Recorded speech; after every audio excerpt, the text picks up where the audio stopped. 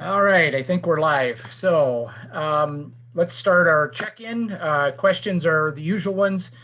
Who are you? Position in district. How are you?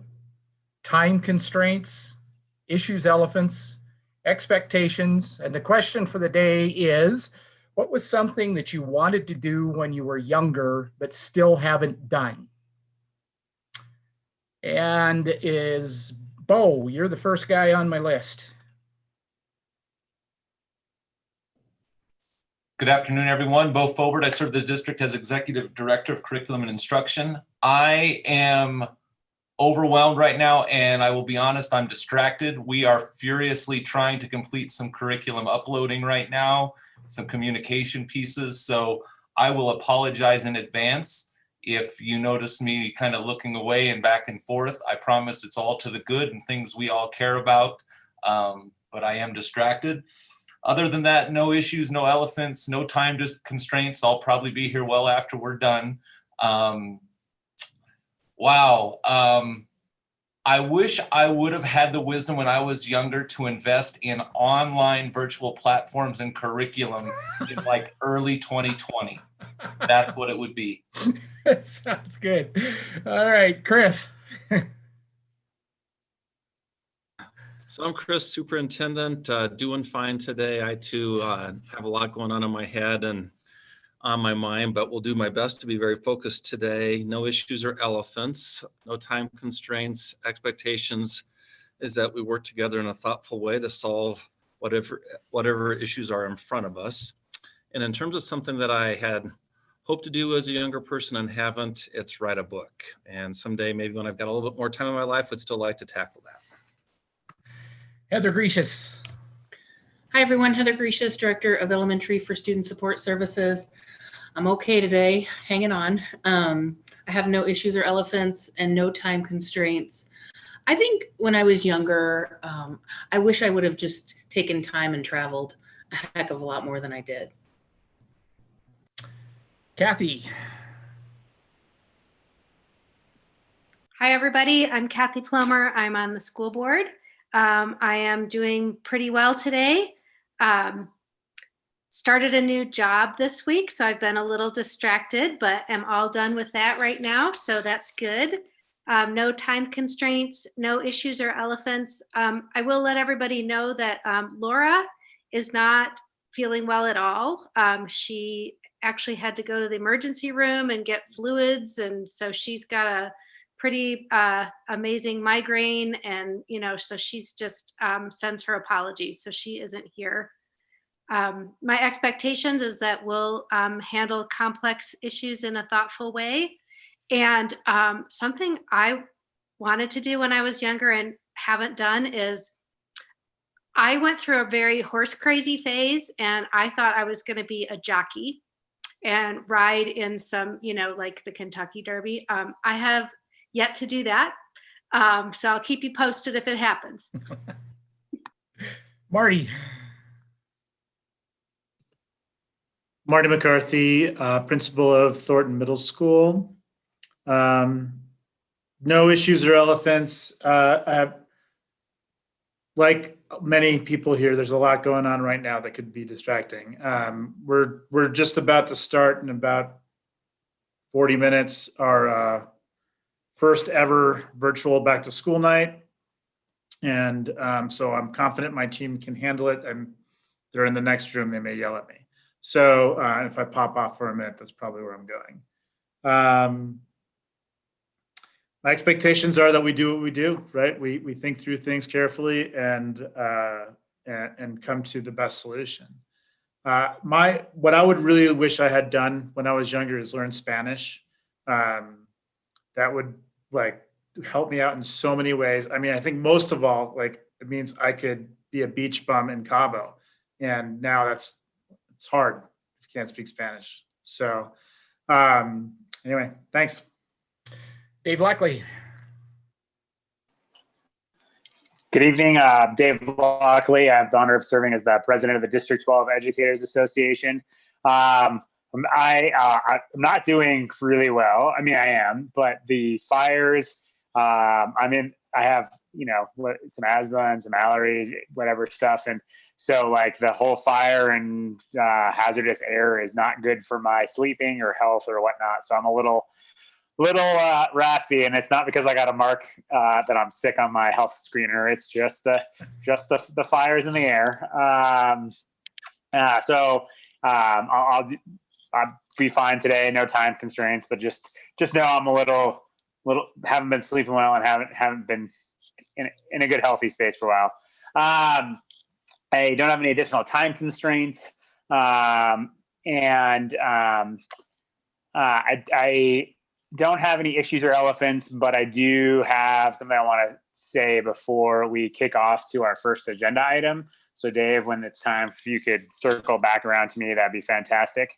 And then the thing that I wanted to do when I was younger that I haven't done yet, I'm putting the word yet on there, is I want more than anything to see the curve of the Earth from space. I want to be in outer space and see the Earth looking down at it. That is something since I was a little kid. It's why I like sci-fi. It's why I wanted to be an astronaut. I remember seeing pictures of the astronauts floating in space and looking back at the Earth. And that has always been, that's my dream. And so I've been saving up my piggy bank money for one of Elon Musk's flights. I'm like 1/1,000,000% on the way to affording it, but hopefully the cost will come down someday. Laura Leppy. Hi guys, sorry, I'm in the car, so I had my video off because watching the traffic go by would probably not be fun, but I pulled over, so I'm being safe. I'm Laura Leppy. I teach middle school math at Holstrom. I'm like everyone else, hanging in there. Bo, I know there's a lot of people counting on you, so thanks, man. I appreciate all the work you've been doing. I have no issues or elephants, no real time constraints other than the fact that I'm physically in the car and not. One of these days I will be sitting at a desk for these meetings, I promise. My expectations are that we're going to do awesome work as always, and focus on what we need to do, which is what we do best. When I was little, there were two things that I wanted. I was similar to Dave. I always wanted to go to space, not necessarily for the curve of years, but I always wanted to be an astronaut. And just the idea of the weightlessness was really cool. And then the other thing was I either wanted to climb Kilimanjaro or Everest. I'm not a climber, but my dad climbed Kilimanjaro when he lived in Africa, and he was also Tenzing Norgay's doctor in Nepal once upon a time. So Everest has always held a very special place in my heart, and I'm never going to happen, but I always wish I would. And someday maybe when Elon Musk learns how to fly me to the top of Everest, I'll save my money and Dave can go to space and I'll go to the top of Everest and we'll call it a day. All right, Nancy.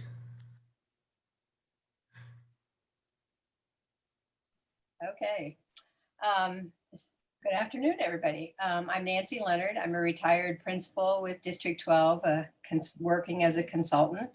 Feeling good today. I don't have any time constraints or elephants or issues. My expectation is that I'm going to get to experience the creativity of this team once again, as I always do every time we meet. One of the things that I wanted to do when I was younger but haven't done yet, and probably won't, is sing opera on stage in New York City. Dorman. Hello, my name is Dorman Land, and I am a teacher at Century Middle School. I have no time constraints, no issues or elephants. How am I? I'm very overwhelmed like everybody else. There's curriculum being uploaded right now that I need to get my hands on, so I'm very excited about that. I just noticed it just before we logged in, so it's like everything in my power not to go to my second screen and work on other things. So, but I won't. I will focus. Let's see, younger. Well, the only thing that I pretty much do what I want to do. But I guess I wanted to go on an exchange trip when I was in university. I wanted to go study in France for a year, and I knew French pretty well, living on the French floor in the French dorm, and but they denied it because I didn't have enough of the official French classes. So I punished them and I switched to Spanish. They didn't care. And now I know Spanish. So I guess that's the thing. Very good. Kristen. Hi, everybody. I'm Kristen Powers, principal at Riverdale Elementary. I'm doing pretty well. Like many of you, I am pretty distracted and have a lot on my mind, and I am going to do my very best to stay 100% focused with you. I don't have any issues or elephants, and my expectation, like all of yours, would be that we work together and be thoughtful and make some great decisions. And I don't have any time constraints. And the one thing that I always wanted to do when I was little that I have not done is sing on Broadway. Linda. Good afternoon, everyone. I'm Linda Walther. I'm a retired counselor and educator from District 12. I'm unlike a lot of you, I'm doing fine today. And I don't envy your positions at all. I have no issues or elephants nor time constraints. My expectations are that we just continue to do the work that we've done in the past and be successful at it. I have to tell you, I just feel really blessed. I have gotten to do more than I ever expected as a child. Maybe part of that's my age and I've just lived longer and had more time to do it. But I can't think of one thing that I wanted to do as a child that I haven't done and I've done more. So I hope the rest of you get to do what you want to do. Good. Sandy. Hi, I'm Sandy Sorensen. I'm a science teacher at Northglenn High School. I'm doing good. Dorman, I had to look as soon as you said that, and thanks, Bo. I see our biology curriculum coming in. I'm excited. I don't have any time constraints, issues, or elephants. I expect that we're going to have stimulating conversation as always and get to some agreement as usual. Let's see. I'm kind of like Dorman. I kind of do what I like to do. Still have a list of things that I want to do, but except the thing I wanted to do when I was a kid that I probably won't be doing now, but I was a gymnast in my younger years and I always wanted to go to the Olympics. But I still have lots of great things that I want to do that are just as Matt. Hello, everybody. My name is Matt Schmidt. I'm the principal at Pathways, and I am rocking and rolling just like everybody else. No issues, no time constraints. I expect that we'll do the best we can in whatever goofy situation we're currently living in. We'll figure it out. Let's see.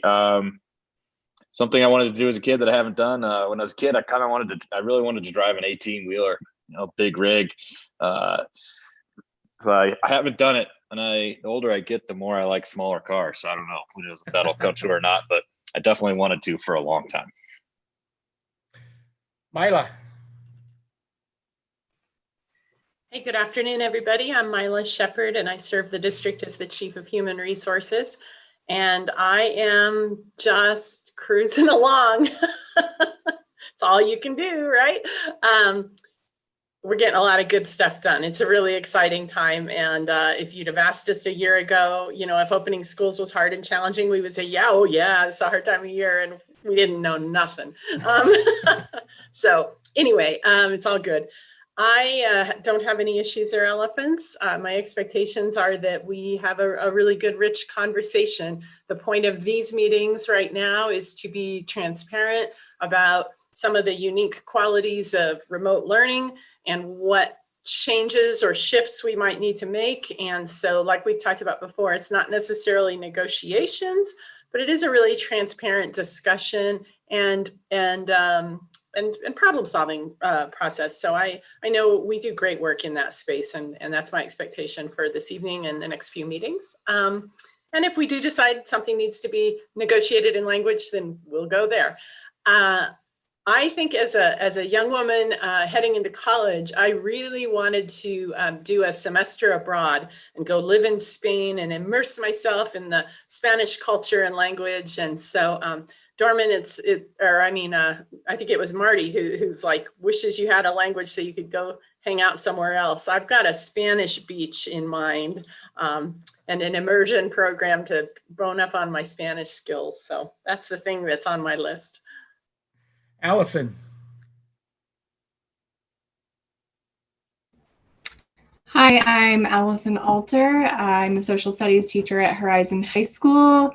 Doing okay today. Everybody's got a lot of similar things going on. I feel like I'm a very anxious person, and the way I deal with anxiety is to just get things done. And so I'm kind of slowing down a little bit because, I can't do everything just like turbo mode the way I normally want to. And so I'm dealing with that. No time constraints, no issues or elephants.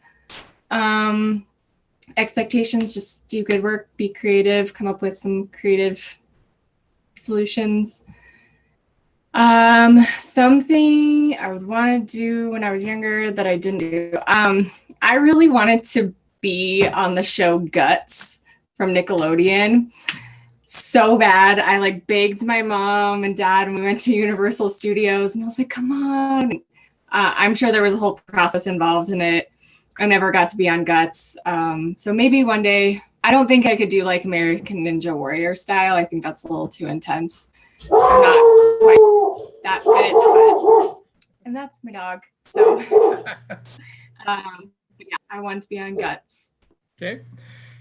Teresa, I saw you had a photo bomber earlier there. So Yes, Teresa Barajas, Northglenn Middle School, and also my principal, Grant Underwood, who loves to be silly. I totally enjoy that. I'm doing well. We just had our 6th grade orientation, so I'm a little tired. Started really early this morning and ended really late, but feeling good about seeing new 6th graders and welcoming them into our building. So no time constraints, no issues or elephants, and expectations, just great work like we always do. I always wanted to play the piano. My grandma has an antique piano that she passed on through the family and is currently at my house, but I don't know how to play the piano. The only song that I taught myself on the piano is Yankee Doodle. And so I wish that I could play, and hopeful that one of my kids will be able to enjoy the piano when they're older. Deborah. Hi, I'm Deborah Blake, special education teacher at Arapahoe Ridge Elementary School. I think it's all been said on how we're doing. Let's just say ditto. I don't have any issues or elephants. My only time constraint is at 7 o'clock. I have some pretty important TV to be watching. So we just need to be done by then. Other than that, nothing. And the one thing that I wanted to do as a child that I haven't done yet is perform on Broadway. Been there many times, but on the wrong side of the stage. Shelley. I'm Michelle D-Rock. I teach 3rd grade at Meridian Elementary, and I'm doing okay. I think my day by day and my new motto is just do your best. And yeah, I'm just taking it day by day. This is an old dog who's having to learn a lot of new tricks, but I can do it. And similar expectations. I know that this team works well together. It's one of my favorite things about District 12, and I've enjoyed the last couple of weeks hearing from other people in other districts about, enjoying hearing about how our district has decided to roll out this new style of learning. So I feel proud to be part of Adams12. I always wanted to be part of like a living history program, like, you know, Williamsburg or Plymouth or something like that. Or even something local like White House Ranch down in Colorado Springs. It's not necessarily that I'm theatrical, stage or anything like that. It's not a desire, but maybe more the costumes and the history just really appeals to me. Very good. Heather Espinoza. Hi, Heather. I teach at Woodglen. I am overwhelmed like everyone else. No time constraints, expectations to do good work as always. Always wanted to skydive, but I have too many responsibilities now. So maybe for my 100th birthday, I'll give it a go. Colleen. Hi, Colleen Gardner, Shadow Ridge Middle School, 6th grade math. I'm doing well today. I've decided that no matter what I have to do, I'm going to like it and I'm going to be okay with it because otherwise it'll drive me crazy. But I am waiting for that curriculum there, Bo. So get on that really fast so that I can plan. I do have a time constraint. I have back to school night here at Shadow Ridge at 6. I'll have to leave at 6 because it starts at 6, but I'm in my building for this meeting so I can just walk downstairs. So I'll be leaving at 6. I have no issues or elephants. My expectation is that we find solutions that serve students. And when I was younger, I don't know what I wanted to do when I was younger, but I know when I was younger, I played the flute. And when I went to high school, I gave it up. And I always wished that I had not done that and that I still played the flute. And I often think about taking lessons again so that I could pick it back up, but I haven't done it yet. Very good. And I'm Dave. I'm your facilitator tonight, doing fine. I have no time constraints. I'm yours for as long as you want me. No issues or elephants. Expectations, like always, you do this process so well that, and respect each other so much that just stay in the process. And I'm kind of like Matt. My dad was a truck driver, and every year we'd get a summer trip with Dad. Each one of us kids got to ride with Dad somewhere. And I thought that was so cool, and to sleep in the truck because you had your sleeper right there and all of that. I thought that was the neatest thing in the world. And the first time I went, I wasn't even tall enough to reach the step to get up to the step to get into the cab. And so Dad had to go over and set me up in there. I was 5 years old and went to Seattle. So that was something I wanted to do when I was young. So now I think what my wife and I have talked about doing, but it's a long ways off because of expense, is buying one of those big diesel motorhomes and driving it around for a while. So, all right. So looking at your agenda, we're looking at starting with the conditions of work. So Mila, Dave, somebody want to fill us in on what we're doing? Yeah, I'll have Mila jump in on that in a second, but I did want to just mention something before we got thanks, going. Dave. Sorry. Yeah, no problem. No problem.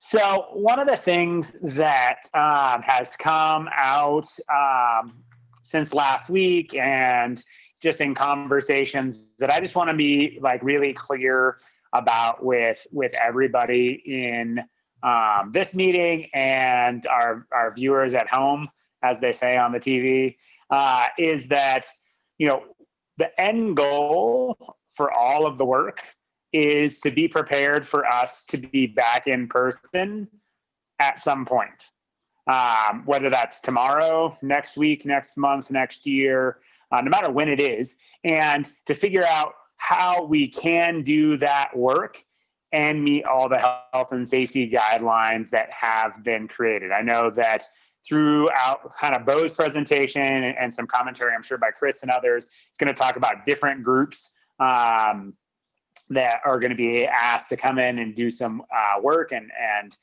other educators to come in and do some work in person. We've had back to school nights in a combination of in-person and virtual environments and that kind of stuff. But at the end of the day, none of these conversations are about whether it's safe or not to go to work. These conversations are about how do we do our work within the health and safety guidelines that have been created and the current conditions that we see before us. And so I just want to make sure that, like, as we're having these conversations and as folks are listening to these conversations, that is part of what is kept in mind, and that's how we're having these conversations and the work that we're doing. It's not up to us to decide safe or not. You know, that's an individual decision people have to make based on what they know and what's right for them and their family. And then also, you know, Chris and the superintendent and the board making a decision for the whole system as to what phase or what is the approach that we're going to have. And so I think that's just a key lens to be looking at this work, is that the end goal of it, we're not making a always in-person decision or an always remote decision. We're making this is what the issue is now and how to address it. And then how are we going to set up the pivot back to in-person, because that is what is going to happen eventually. So I think there were some people watching online and others who didn't quite understand that context for our work and the comments that they heard. Some people thought we weren't taking some of their concerns seriously, and that is definitely not the case. You know, this is a hard time for everybody, but it's our job to set up and deal with the issues, not just of today, but based on how we deal with it today, how do we then pivot to in-person learning whenever that happens. So I just wanted to provide that context for this team and anyone else who happens to be viewing our conversations today or in the future. And then I'll keep. Yep, sorry, Dave. Chris, you had your hand up, sir. Yeah, thanks, Dave and Dave. Just a few quick adds to what Dave Lockley just shared.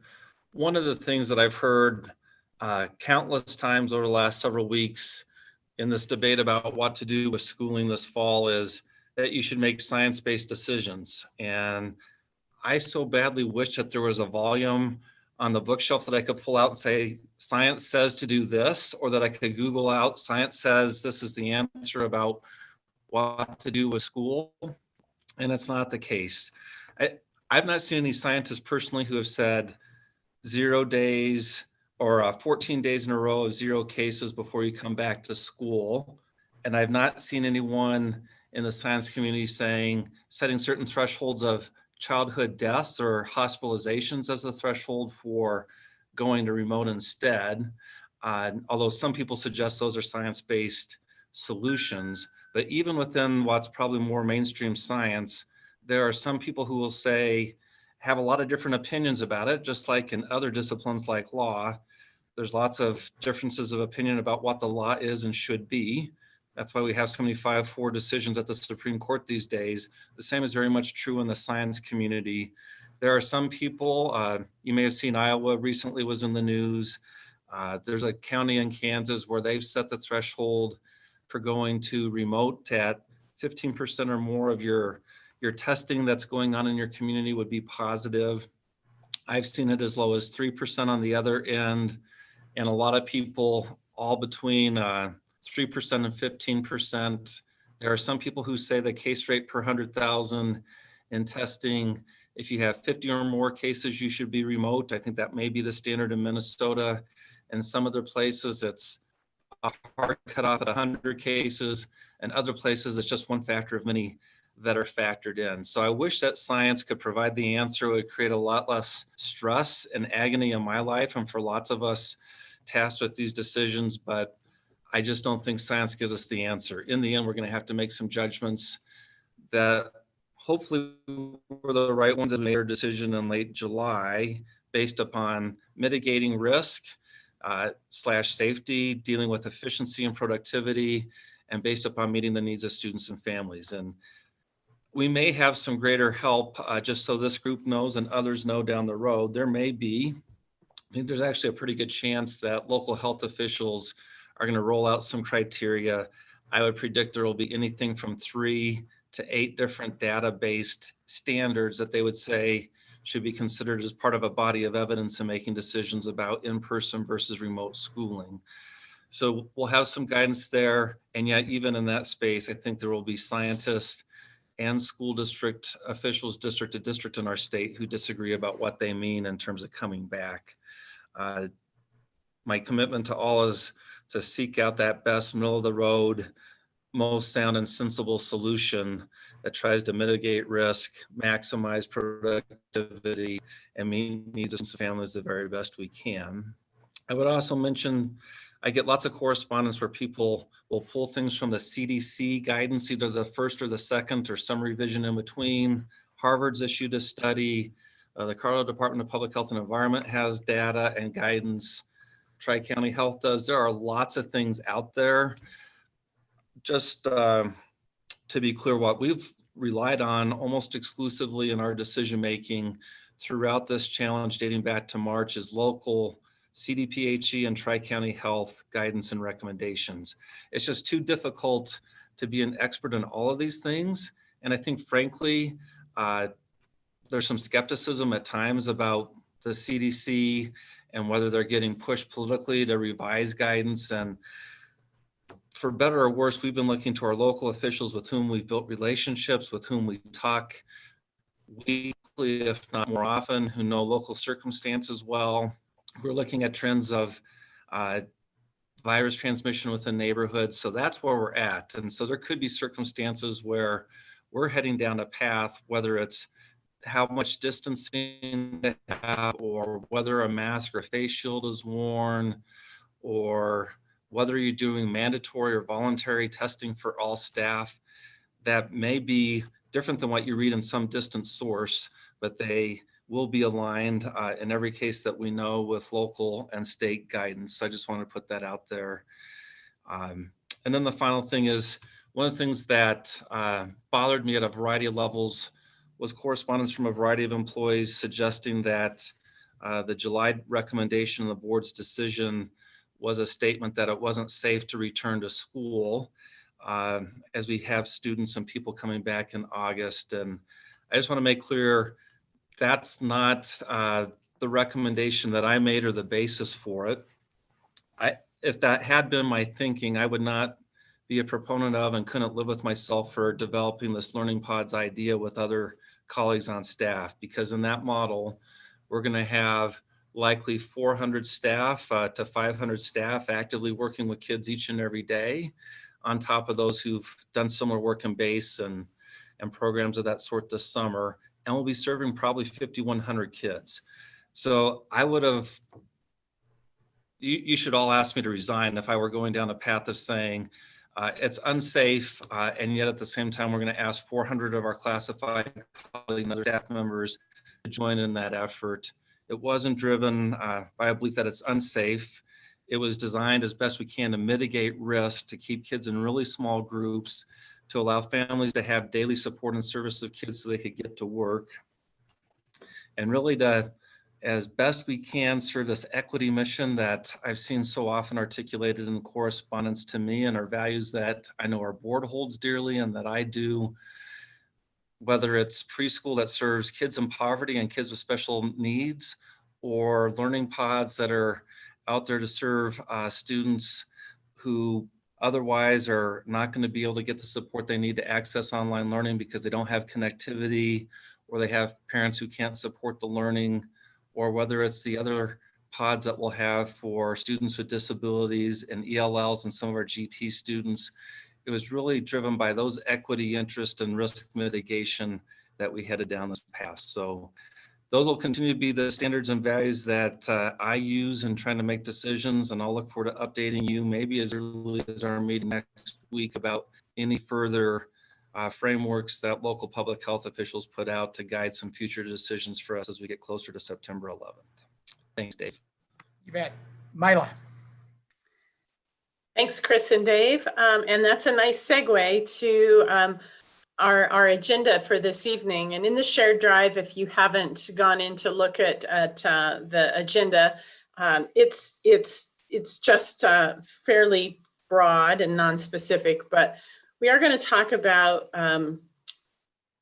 sort of this idea of remote and in-person, the conditions of work. And I've asked Bo to give us a bit of an overview to what he and his team have just been spinning and creating for the last several weeks, so that we all have a good sense of, what are the expectations for our certified team, staff members, and And do we see any places in the master agreement that will need some tweaking or adjustment as a result? Or is it just an opportunity for us to understand, ask questions, and be able to talk to our constituents about what's happening?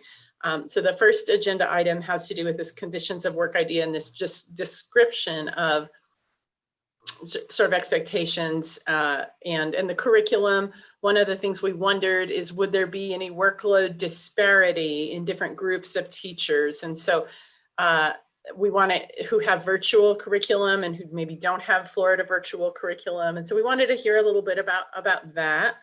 And then we may, that may lead us into the second agenda item, which has to do with the Article 27.8 on class coverage. And last spring we had an MOA signed to allow a bit of a waiver from class coverage, but I think these two go together. The conditions of work and what's going to be happening then lead to, what about substitutes and what about class coverage and how might that be working? And so I think that was, as Dave and I talked a little bit about the topics for conversation tonight, that was going to be where we would start. And then if there's time, and I don't anticipate there will be, but we could take a look at the athletics and co-curricular appendices B and C and start thinking a little bit about any impacts on those. But that's pie in the sky stuff. I think the first two will be a rich, good, lengthy conversation. And so, if there I'm sorry, I was just going to say I agree with Milo. We're not going to get into that. I always want to have enough for us to do. Yep. I know Bo, is about to present and give us some information and that kind of stuff.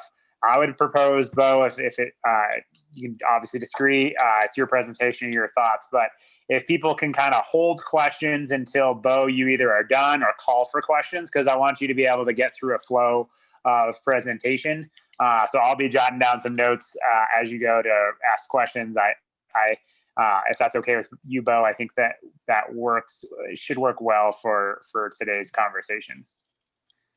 One of the things that I'd suggest maybe, Dave, is if people have questions, to have them put them in the chat, and then you can just answer them as you're after Bo's done. So. All right, thanks, Dave and Milo. I'm giggling because I think we need to be liberal with the term presentation at this point. This is the scope of my readiness right here today for this meeting, is this note. So presentation in the broadest of senses here. But it is an important question. These are important elements to talk about. And I do want to kind of share really what's been an evolution of thinking and preparation for us. This isn't kind of a short story, as you know. The comments that Dave and Chris just shared about the really thoughtful preparations that went into us making a decision. We also, on the learning side, tried to stay in a nimble spot so that we could be ready to go with a lot of different options that might come out of that decision. And when we made the decision that we were going to start remotely, we realized there was going to be a need to provide more tools for teachers to be able to be successful in a remote environment. And that includes everything from just technology tools that are more interactive and more useful, to some curriculum and some resources in that space that are designed to thrive digitally versus our typical curriculum, which is obviously designed for a brick and mortar setting. And so this question around preparation and how do we work towards that? One of the key decisions that was made around realizing the need for preparation and the enormity of it, which we all heard on the whip around today for all of us, was this delay in the start of the school year that would provide all of us more time to prepare for this more synchronous approach to remote learning. And I think we would all agree right now, we are very thankful that we have those extra days in which to continue to prepare and work forward, from everything from being able to collect the tools that we need and then giving teachers time to explore them and ready that work.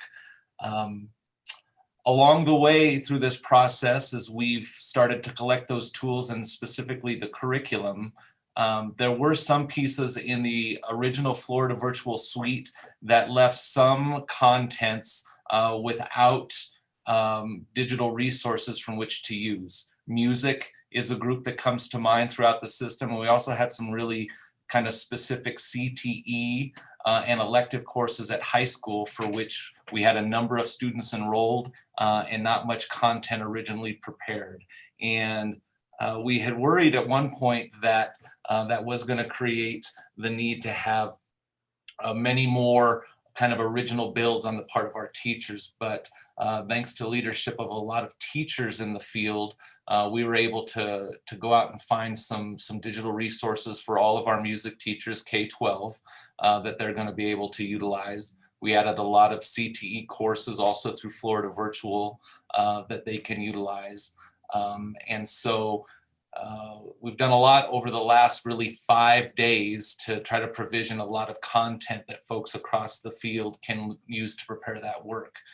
And yet we've also discovered that even though we get more tools that are designed to work well in a remote environment, there's still a big lift in teaching synchronously. There's no tool out there that makes synchronous instruction or a remote day of learning any easier to plan and deliver. All the thought that typically had to go into a brick and mortar has to be applied in a remote environment. We have more tools now to engage kids digitally, but there's nothing that replaces the really thoughtful, in the moment decision making of our professional teachers. And what makes it difficult now is things that used to come to us more naturally and more typically because we were in our classrooms. Now there's this new learning curve around how to take all those instincts and that knowledge and apply them remotely. And so this time of preparation is really critical. And yet we all know that we're going to learn a lot on day one, a week from today, that's going to influence what happens on day two, and that subsequent days and subsequent weeks will get better as we learn and go through that. And what I really appreciate in Adams12 is we have a relationship in our system where we will openly share feedback. We will do so in productive ways, and over time, we'll make sure that we overcome obstacles, provide more resources, share good ideas with one another so that we can realize that improvement. But to Mila's question specifically, I think between the acquisitions of more content for more folks across the system, I think the provision of some extra days that could be dedicated to preparation before remote learning starts, hopefully has created, there's never going to be enough time and space, and we're all going to go into Thursday with a great deal of apprehension about what's coming. There's no doubt about that. Both, I'm sure, students and teachers are going to be feeling that equally. But I think we're at a point now where we've got tools out, we've got some days left to get ready, that we can feel like, though none of us have as much time or as many resources as we would like to be fully ready, I think we're at a point where we have relative equity in resources and time to get ready. So that's the opening piece on this question that's evolved over time around how it might be different for different people. Originally, we thought that we could have this greater divide in who got what and who had time for different things. But between the additional time, the additional provision of more resources, and allowing time for those that still have to do more original builds not to have to participate, let's say in a Florida virtual training, hopefully we found ways within this time to create as much equity as possible. So I'll stop there because that's, I think, the key points with this original concept that we want to discuss about workload and work equity. And I'm happy to answer some questions along that particular line of thinking. Okay, if you have a question, please put your hand up in your participants screen. So questions. Dave? So Bo, this question, whether it's for now, you can, it's fine, or after you've taken a couple of questions. I think it would be helpful for some folks to who maybe aren't necessarily building serving to get a sense of what the day is also going to look like. That may be a good transitional piece, but I just maybe put that as a note to make sure you circle back around to at some point when you feel it's appropriate. to kind of give a sense of what the day is going to look like and the general expectations for classroom serving educators. Absolutely, Dave. And I think that will be a good transition to our next topic. Questions for Bo?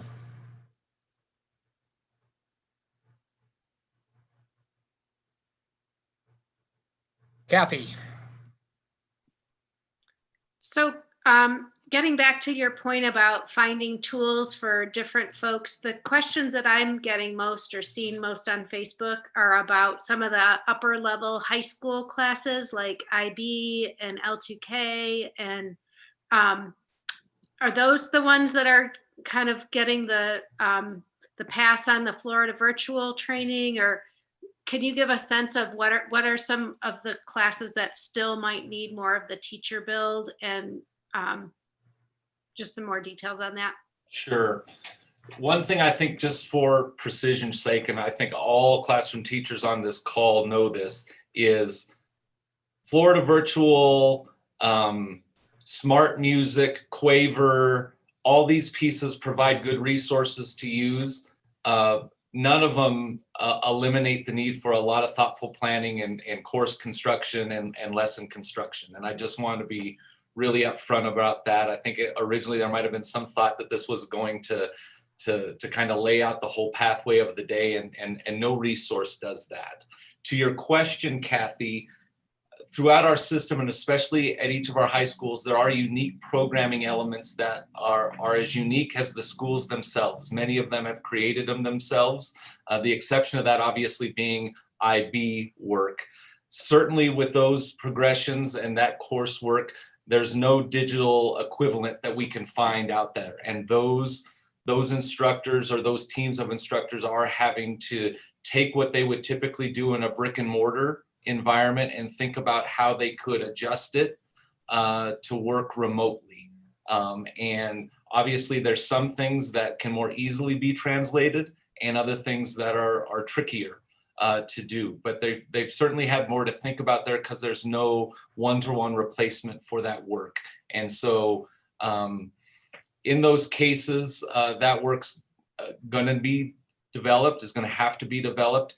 Unfortunately, in some of those cases, those same folks also might be delivering Florida virtual content.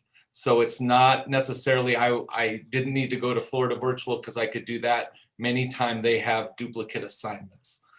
For International Baccalaureate specifically, they have some digital elements as part of their standard level and high level courses, but again, not designed to be fully delivered remotely. And so the teachers in those areas, especially with the high level courses, have some digital existing content to utilize, but still that same translation of how it typically was delivered in person to now remote is work that they're having to think through as well.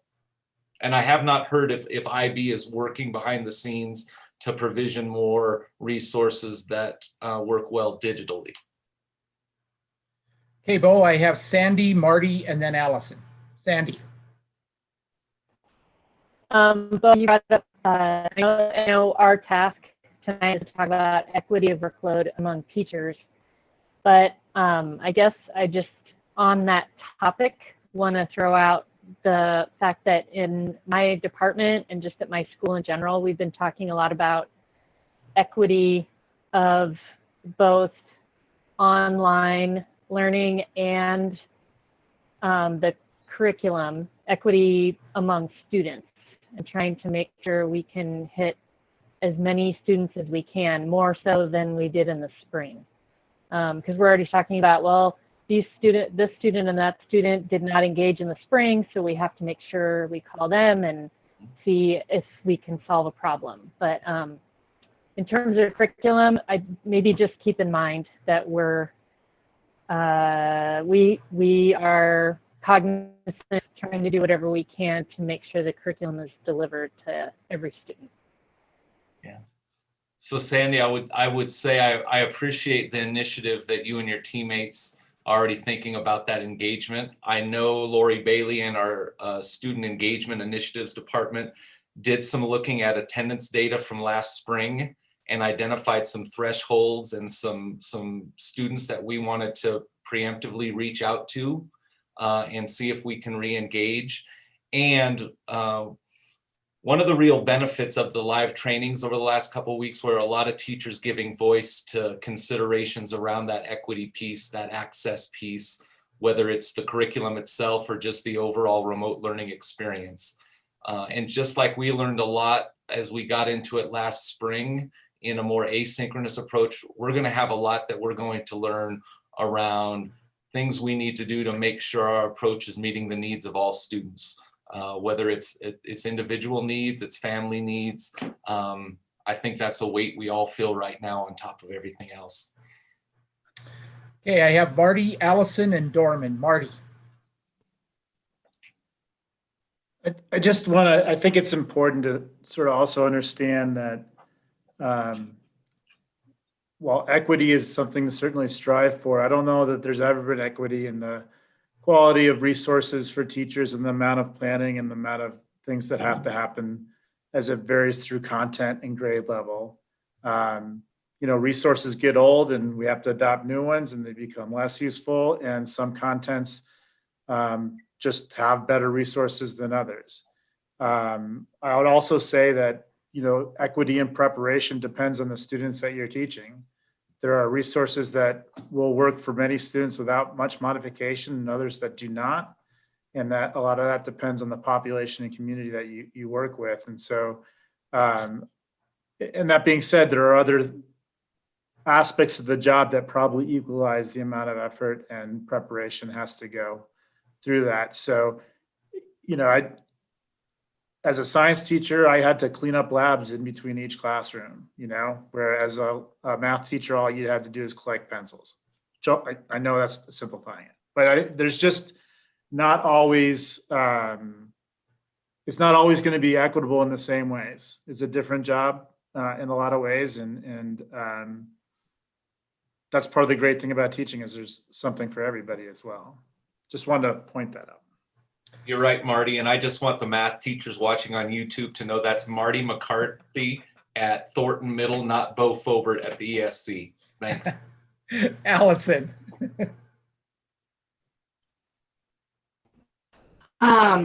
So yesterday I was having a conversation with some teachers at my school, specifically the SPED department, and they're getting very anxious, I guess we could say, because they feel like they don't actually know what they're going to be doing for their math curriculum at this point. And they're feeling like, you know, they need even more preparation than I might need for my curriculum, you know. So they're just feeling like they're not quite sure what they're going to be doing for their students. And I guess, do you have any information about what that might look like? Are they using number worlds, or is somebody communicating that out to them because they're feeling like they're not being given what they need? Thanks, Allison. I'll probably tag team this answer with Heather. I will tell you just from a curriculum provision standpoint, and Heather and I actually shared some emails on this last night. We're going to try to get folks, especially at the high school level, as much lower level curriculum content that we've purchased as possible. So they're going to have a kind of big repository, if you will, of content from all the content areas from lower levels that they can work through. And then I think Heather and her team are going to be helping them think through, okay, that's going to arm us with more pieces, but we still got to think about how to put it together and how to prepare it. And I know Heather and her team have been working really hard around all the different constituencies of students that we serve on how best to do that. And I'll let Heather speak to that a little bit. Yeah, so our Crackerjack Math department has been really doing a lot of advocacy for students with disabilities, and they have identified in the Florida virtual curriculum for our high school math special ed teachers, some corresponding Florida virtual content that could be used to support students with disabilities in their math class. So like everything in special education, Florida Virtual is a resource but we will be looking at how we can use our Number Worlds curriculum, how we can use Florida Virtual content, a resource to provide our specialized instruction. So our team, small but mighty, they are definitely working hard on trying to help to support all levels of teachers. So more to come. Okay. They don't feel like they've been told anything, so are you guys communicating that out to them somehow, or can you, just because I feel like they're just getting super anxious? Like they Sure, were so actually, someone told them they weren't using Florida Virtual. So we have met with every single special educator since you guys came back on contract to talk to them about the new guidance, including specialized instruction within a Schoology platform. And so like everything, there are messages that have not been received in the way that we intended it, but we're really working to clear that up by having frequently asked questions, updating our guidance documents on our website, and but we have not figured it all out yet either.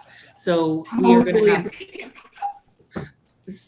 to have weekly support sessions. Once we do figure out how to specifically support them within Schoology, using all of the resources that we have, that folks can come and get some support from our instructional specialists as well. So yes, we are communicating very regularly. All right, thank you. Yeah. I have Dorman and then Deborah. Dorman? So on the topic of different workloads and inequities and such, everybody is working either at overwhelmed, very overwhelmed, or super very extra overwhelmed. So that's the differences of workload we're talking about. But I have, and I only can speak from personal experience, I have teachers in my building that are just inventing their courses from scratch. That, like I teach language, Spanish is in there and German is not. And so that's just a fact and it's a lot harder. Luckily, I mean, in my building, we have an exceptional German teacher. She is superior, so it'll all work out well there. But she does have a lot more work to do than I do. And other inequity that's been coming up is the same inequities that our students have. We talked about that before. So I have, sometimes we have 2 teachers and 3 students in the same home, and all 5 of them have to be on Zoom calls and using bandwidth and devices at the same time. Same problem our students have. And I have a teacher every time that she comes on to one of our Zoom calls, I can't hear her. She freezes. And I have no idea how she's going to deliver instruction because her bandwidth is such as low because of all the use in the house. So that's another inequity that somehow needs to be addressed. I don't know how we do that. I don't know how we can work through that. I don't know if we're going to find rooms for those teachers in our buildings where they can actually work from an office or something, or whether all the pods are going to take up all the space. I have no idea. But if for those cases of teachers who have very small homes with lots of people in it or whatever, if we find something for them to do, that would help that sort of inequity. But our students are experiencing that as well. So. Dorman, this is Chris. On that piece, there are a number of hotspots that we have in the inventory through IT, and we've talked about this issue about staff members needing greater connectivity with them what they have. I'm going to work with Ash and that team after this call to see if we can do a broader survey with staff about who's having these kinds of challenges and see if we can deploy hotspots to them. It's a resource that certainly is there for students, but I can also see a number of circumstances where staff need those so we can support the 30 to 100 plus kids a day that they're serving, and I think we can get on that quickly. Deborah. Dave's hand was up. Was it in response to something? Sorry, Dave, I didn't see you there. Mine was up first, but I think Dave was wanting to respond to maybe something Dorman said. Dave, go ahead. I have another question. Deb, go right ahead. Okay. Deb.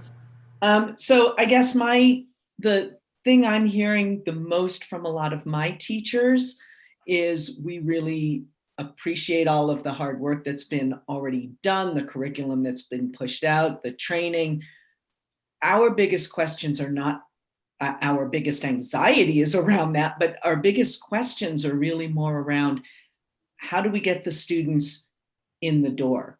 And those are the questions that my teachers are asking. I have no idea I'm supposed to start seeing my students the same day Gen Ed is. Nobody knows how to even get them into their classrooms per se yet. I don't even know how to get them then into mine. How do I begin instructing? How does ELD? We chose Schoology to reduce clicks for parents. We get that, but that's causing my teachers and myself and a lot of teachers in the other buildings a lot of anxiety. We have no idea how to move them from gen ed to special ed to art to music to PE to lunch. And I would say that with us opening on Thursday, that's our biggest stressor right now.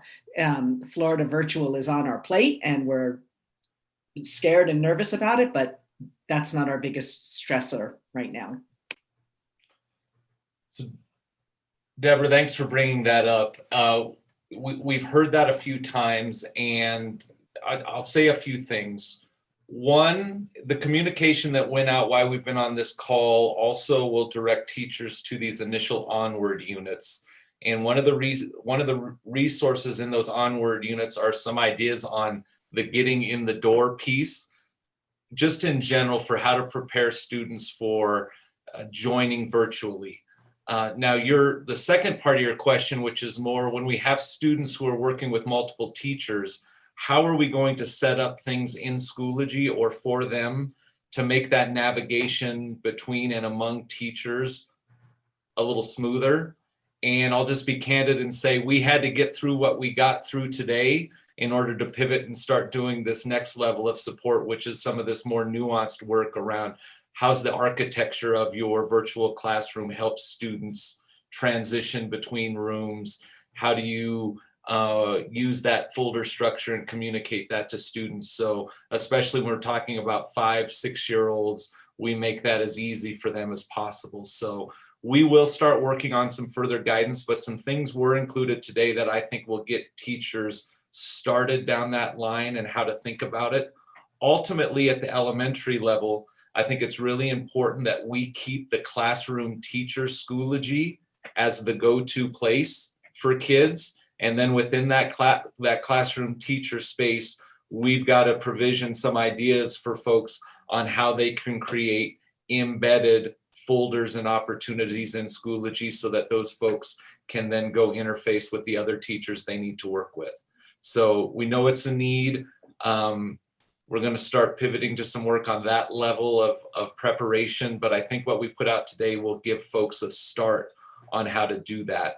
I will also say that we have a number of people in our buildings that already are pretty Schoology savvy, and we definitely want to encourage them. You don't have to wait for insight for us. If you have some ideas on ways in which to do that work, we always believe in learning from great ideas from the field as well. But we want to do some work over the next few days on some of these more specific logistical pieces around how do you set up things in Schoology to make navigation easier for students, and then how will we start pushing some things out to parents and students so that they get a sense of what Schoology and this remote experience is going to look like. So that's kind of the next phase that we're pivoting to now that we've gotten things out the door so that teachers have some content to start working with.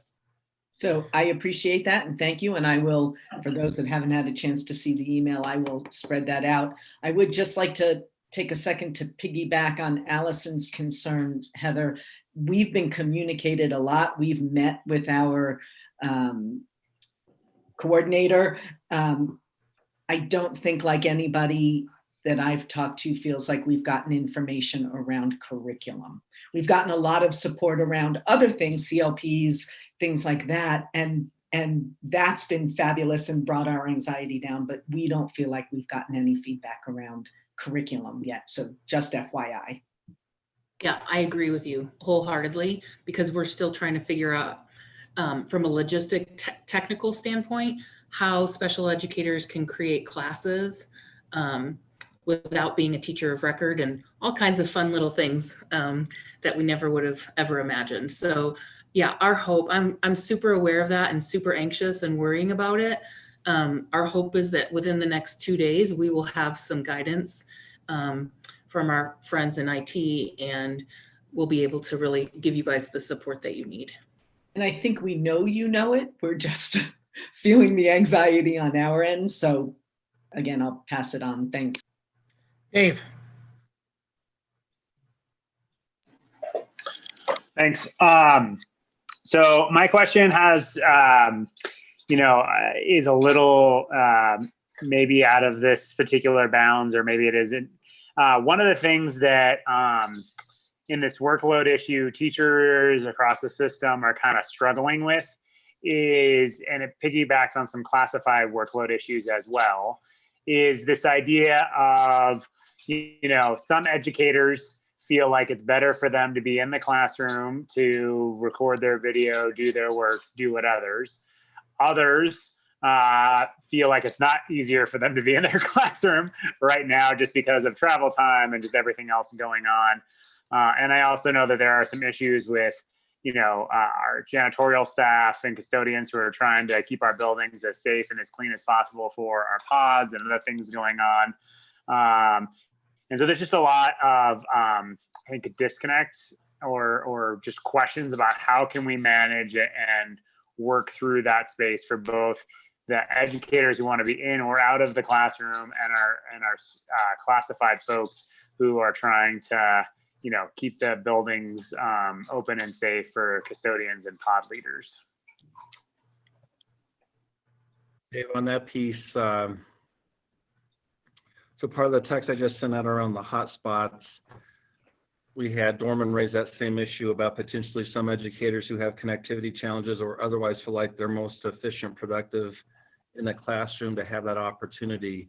I think we now have a pretty good handle about where we're going to have pods and how many and what space we'll likely have available where kids aren't throughout the course of the day in a pod. So I think one of the things for us to work through over the next few days is to see if there are some spaces where we can say, educator, if you'd prefer to come work out of your classroom, either because of connectivity or just because it works better for you, that we can offer that up and give people a green light. There may be some buildings where the inn is full between work with special needs students and learning pods and other things going on, but I don't think that's very many buildings that are going to be in that space. We may not be able to accommodate everyone that way. So part of what I guess I'm testing out is from you and other members of the team, if it's something we can't make work for everybody, just because we likely are maneuvering around some space limitations, but if it is a thing that maybe you had, say at an elementary, 5 or 10 educators who might be able to work in that space because room's available, do you feel like that's a helpful pathway to explore further? I definitely think there are a large number of people who would be interested in what you're talking about. I would also, a thought that a school in a different district is doing in a different state, is they are opening up high schools that they don't have, because they're a hybrid. They're doing a hybrid model where they have elementaries in person and high schools and middle schools not, similar to our pods. But they're opening up their high schools to be able to have their classrooms in the high school to have teachers kind of like sign up in one of those like co-working spaces you see kind of like all over the place, where a teacher could sign up to go to Horizon and film a lesson from that room, or to work from that space. I don't know if that's easier in some of our buildings that are full of students with pods and other, intervention work going on. If something like that might be, we might be able to work something out like that. I don't know, but just a thought in that space. I think it's a great idea. I don't want to shoot off my mouth and say, yeah, let's do it. We will do it here. I've done that a few times in my life and lived to regret it. But let me talk to others with some high school principals and others where there's more space. I think that's true of a number of our middle schools too, that they'll have some space beyond needed for pods, and see what we can figure out and put together. It's probably not something that we'd have all the way figured out in time to get people to go for Thursday, but I could see potentially for the week after that we could work through logistics and sort through that. Okay, Marty, your hand is still up. Did you have more? Or? No, I gave all the wisdom I had. All right, sounds good. Bo, anything else? I don't see any other questions at this time. No, those were all great questions. And yeah, I think the sentiment that Dorman put in the room about we're all on max is very true. And Marty's point about everybody having their own unique challenges and pieces right now is absolutely equally true. So I appreciate the questions, and I suspect they'll keep coming, and we'll try to continue to answer them and support. All right. So Mila, Dave, I assume there's no action to be taken on this. This was just a conversation, basically. Is that right? Not at this time. I do not believe we've addressed anything that needed to be brought up further. I would, unless Mila disagrees, I think my question I asked Bo to start with around the day, and then I think our next topic is potentially talking about class coverage. And then after hearing what the day looks like, and then having that conversation to determine if we have action taken. Is that where you're at, Mila? I agree. Yeah. All right. So are we ready then to move on to the class coverage one? Yeah, I think the description of the day, that the question that David asked, and Bo, if you want to just segue us into what you know at this point about what the day might look like, and what the thinking about class coverage or substitutes might look like. Sure, I will try to weave that together. So as we know, last spring, given the suddenness of that change and the very minimal preparation we had, we at that time, I think, wisely chose a very asynchronous path moving forward. I think also when we started, I don't think we anticipated that we would be away from school for the duration of the year, and yet we were. And so we stayed in that stance for a while.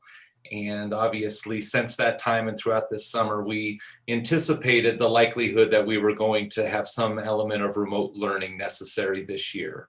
And we knew to do that and to move in that direction when we think about making sure that we're serving kids well and continuing to prepare them academically for what's next for them, and knowing that our community was also indicating to us that they wanted a more robust experience this fall. We started working on a plan for a more synchronous approach. And so ultimately what this means, and I want to talk about this a little bit before we get into class coverage, is it means an experience in a school day that more closely resembles what it would look like if we were in person and not remote. So at the secondary level with our kids at middle school and high school, of course, you have a class schedule that has your core content, your electives in it. Moving forward this year with a more brick and mortar in-person approaches means your experience is following your daily schedule, Monday, Tuesday, Thursday, and Friday through your schedule. And then at elementary, it means providing a common schedule as we think about having learning pods across our system, making sure our specials teacher have a common time to provide their instruction, that we have a common schedule across the system for those kids to engage, also align with the elementary bell times. So fundamentally, this word synchronous, I think, has been a little misapplied to the idea of remote learning that more closely resembles in-person learning. In effect, we're following the bell schedule 4 days a week at every level. It's not synchronous though, because at no level or at no time are we expecting live in-person exchanges from our teachers and students from first bell to last bell. Just like we wouldn't want to see in an in-person situation, teachers talking to students all period, all day, back and forth. So even though we're moving into an approach this year where 4 days a week, we're gonna have school the same time we would typically have school in person, it doesn't mean that we're locked, dialed in, back and forth, exchanging on a screen every moment, every day. So every level has a common schedule that aligns to their bell schedule, but the period of learning, whether we're talking about a period at a middle school or high school or a section of learning at elementary, will have every day some synchronous element where the teacher and students are interacting in some way. There's modeled lesson. There's a discussion or a reaction to maybe a flipped lesson that students did independently beforehand, but there's some synchronous piece that happens at different intervals throughout the day. But there's also asynchronous and independent time where the students are working in small groups or independently on work assigned by the teacher. Again, very similar to what you would see in a brick and mortar space. So even though the learning day aligns with the typical learning day that we'd have in person, when we switch to remote, it doesn't mean we're on a screen or we're transacting on a screen every minute, every day. But it does mean that our students and our teachers have a predictable flow to their day and know what's going to happen when throughout. And it also doesn't mean necessarily that you're either synchronous or asynchronous. Many times both things could be happening. Some students are working asynchronously in small groups individually, while a teacher may be working with an individual or small groups of students synchronously in another place. So the idea is that the school day looks very much like it looks like in person. We're interacting still remotely, but not necessarily live all the way remotely.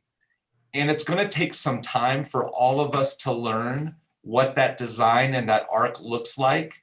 I think initially we're probably going to be pretty comfortable where the beginning of the interval is that synchronous piece, and then we go asynchronous, and then we might end with synchronous. But over time, as we develop some dexterity and start to learn some things for each other, I can see all kinds of different variables and ins and outs between synchronous, asynchronous, independent time as we move forward. But on Monday, Tuesday, Thursday, and Friday, the school day will follow the same pattern and the same bell schedule that it typically would. But how that learning is chunked up and what's synchronous, what's asynchronous, what's independent is going to vary. And at the elementary level, where we don't have open periods and those sorts of things, there's also intentional time built in there for outdoor activity or some other activity. And we also want teachers to know you're going to have to read your screen, read the learning pod, and sometimes you're going to have to stray from exactly what's on the schedule, communicate it to students and families. But just like we would in a classroom, sometimes you got to read the room and adjust in real time. And I think at the start, until we start to develop just some comfort with this, there's going to be a need for probably more frequent breaks until we get there. So we all have to understand we have schedule and predictability, but within that, we're going to have some flexibility. So that's the general look of those 4 days a week. Wednesday looks a little different. Wednesdays will be mostly asynchronous for all. So students will have work assigned to them, tasks assigned to them to do on Wednesday. There won't be live scheduled synchronous learning. Those are the days as we continue, as Dave and Chris said at the top, to think about more ways that we can find in-person opportunities for students where we would have some of those engagements with kids in person, especially those that need more and different to do that. But most kids will be engaging in asynchronous opportunities assigned by the teacher, and their completion of that asynchronous work on Wednesday will be how they demonstrate attendance on those Wednesdays. Teachers then who are not specialists or involved in some kind of in-person learning with students would be available virtually either by scheduling or having office hours for students to receive or seek out additional support. So the Wednesday part that's before early release time on Wednesday, again, we're following bell schedules throughout. The Wednesday times before early release would be for teachers to either have office hours where students could seek additional support, either individually or in small groups, or where teachers would schedule specific sessions with kids based on need or based on some other impetus for bringing them together for further supports on Wednesdays. So that's maybe more detailed than you wanted, Dave, but that's the look of the schedule kind of Monday through Friday. So I'm going to transition here because the focus of this section is actually on the class coverage, but it's good to have that as a baseline. So as we move into a class coverage scenario, we find ourselves in an interesting spot as we think about the complexities of a system where last spring was mostly asynchronous, and we had some agreements that came out of this team around we would kind of share responsibilities among teams and grade levels for that work because we weren't doing a lot of scheduled synchronous work. Well, now we are. And so that need or that consideration for class coverage becomes more significant. And yet, when we think about our guest teachers, the skill set and the preparation needed to be able to sub in a remote environment when we think about being able to access Schoology, and not just any Schoology, a teacher-specific Schoology, and be able to come in and assume that role and move that forward. It's not just kind of running into a classroom and opening a folder with the plans. There's other complexities there around logging on, managing those pieces that we have to think through.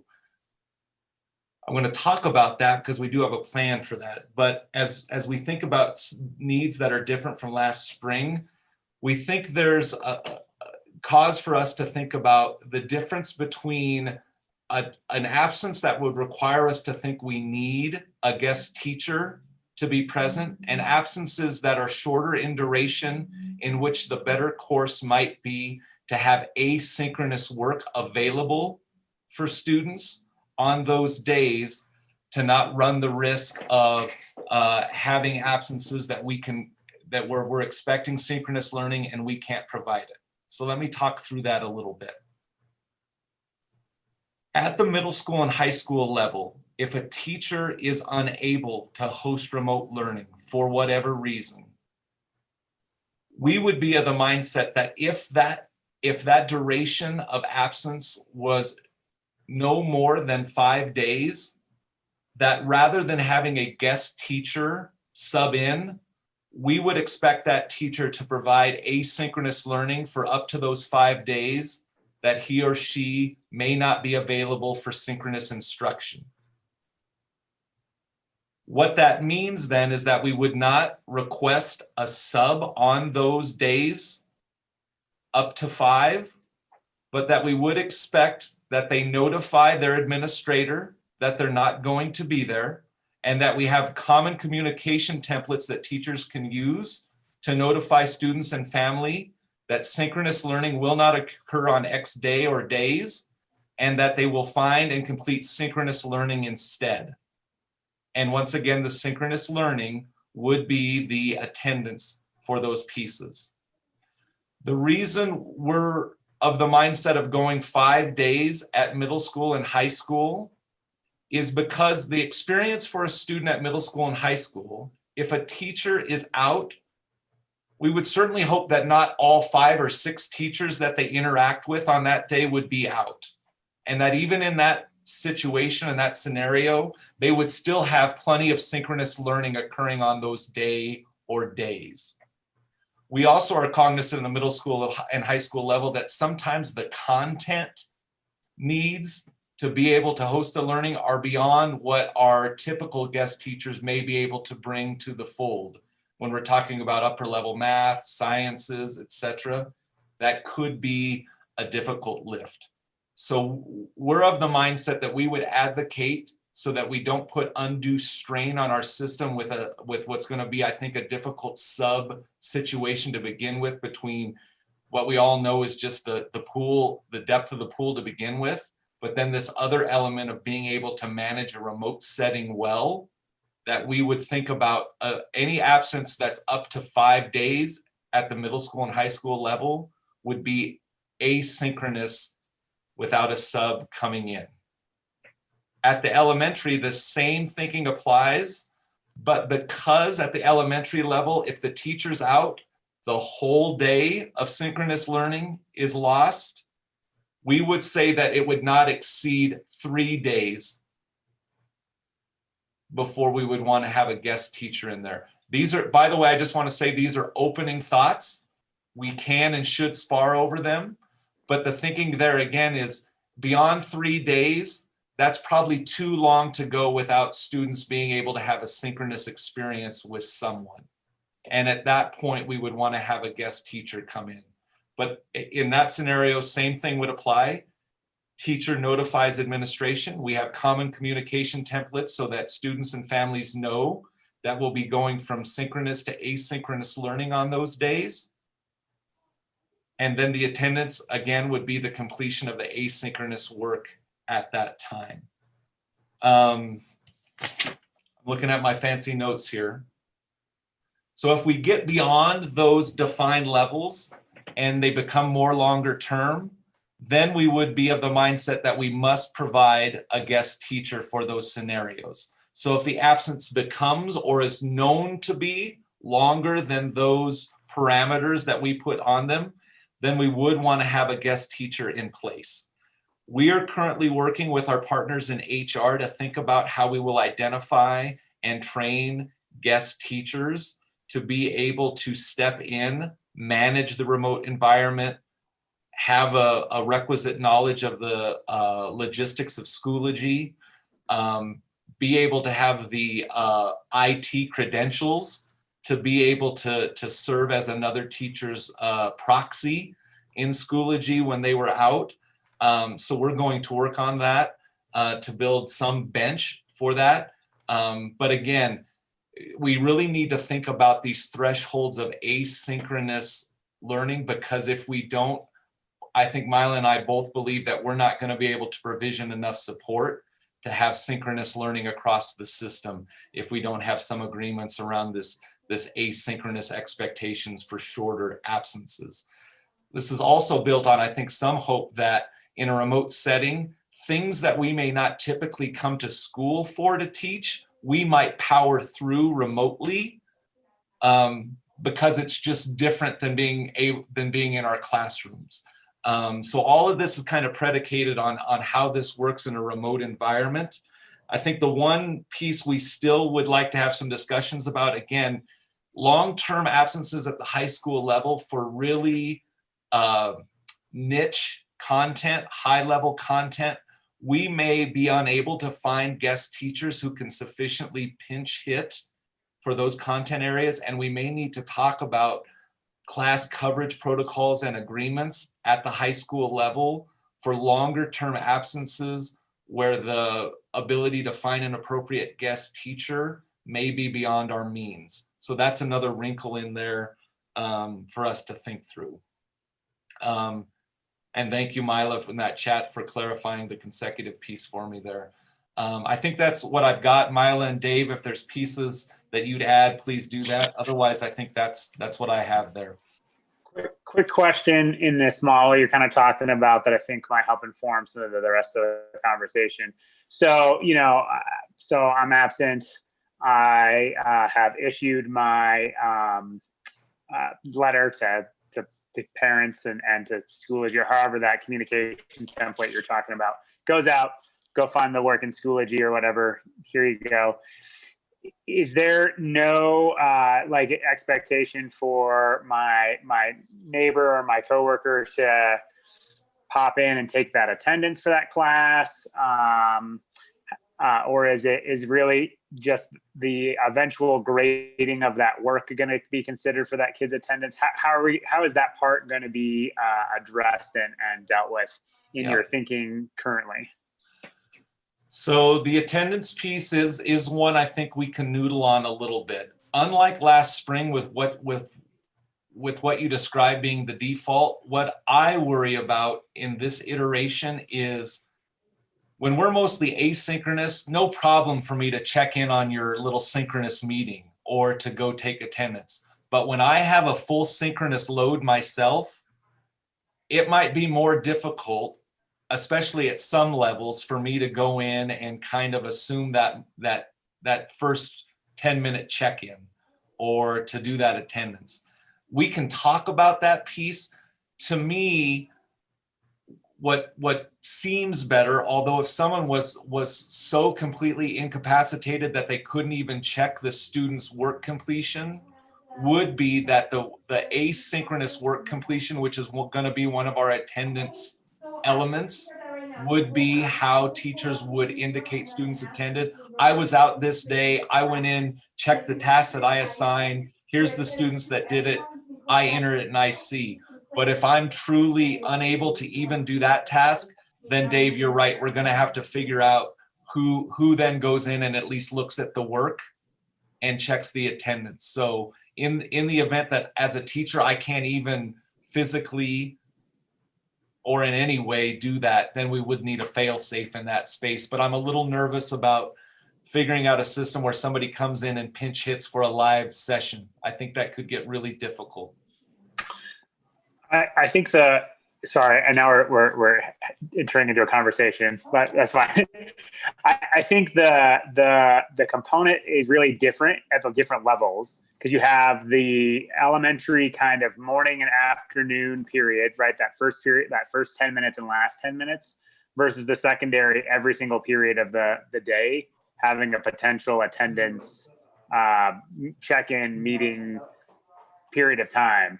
And so, we may not get to that finish all that up, but I do think those do need to be taken care of separately, especially if I've got, it's one thing if my second hour teacher doesn't take attendance today or is late because they're doing asynchronous work and I'm checking it later, versus my elementary student being not available or not having his attendance taken, and me not knowing he's engaging for basically an entire day.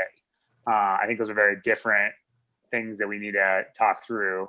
And as a teacher, I would want to know that somebody was checking in on my students, my kiddos, for that whole period of the day, that they're not going to get missed on a day that they should have been attending or something like that.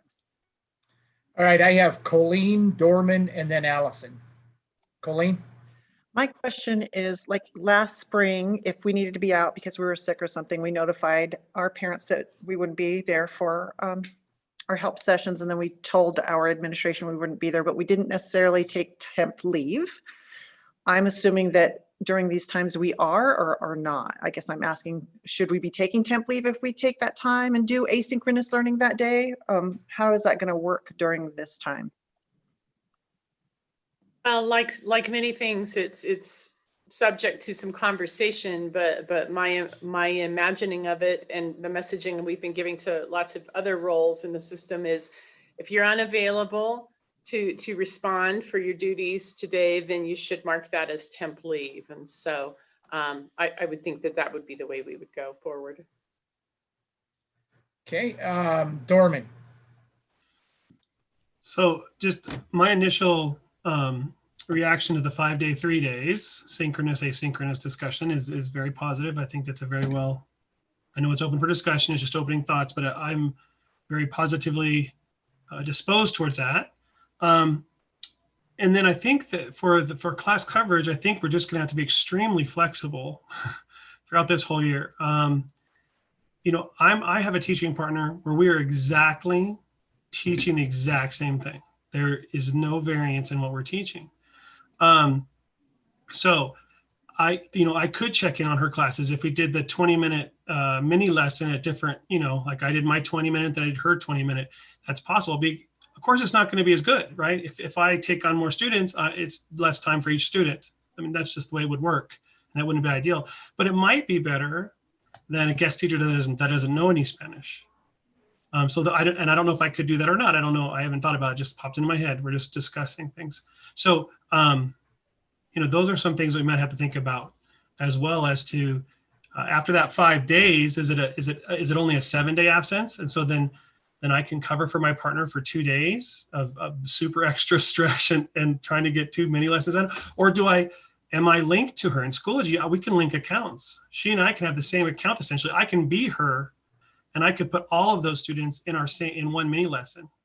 Like I said, the kids wouldn't get as good individual time, but if it's only for a 7-day absence and I'm only doing the mini lesson for 2 days, maybe that's better than a guest teacher. I don't know. So there's just some considerations. Allison.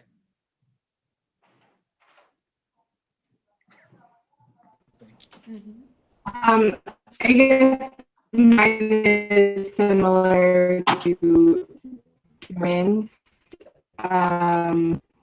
just in Horizon, where we have the core model, where we have the English and social studies teacher in there together.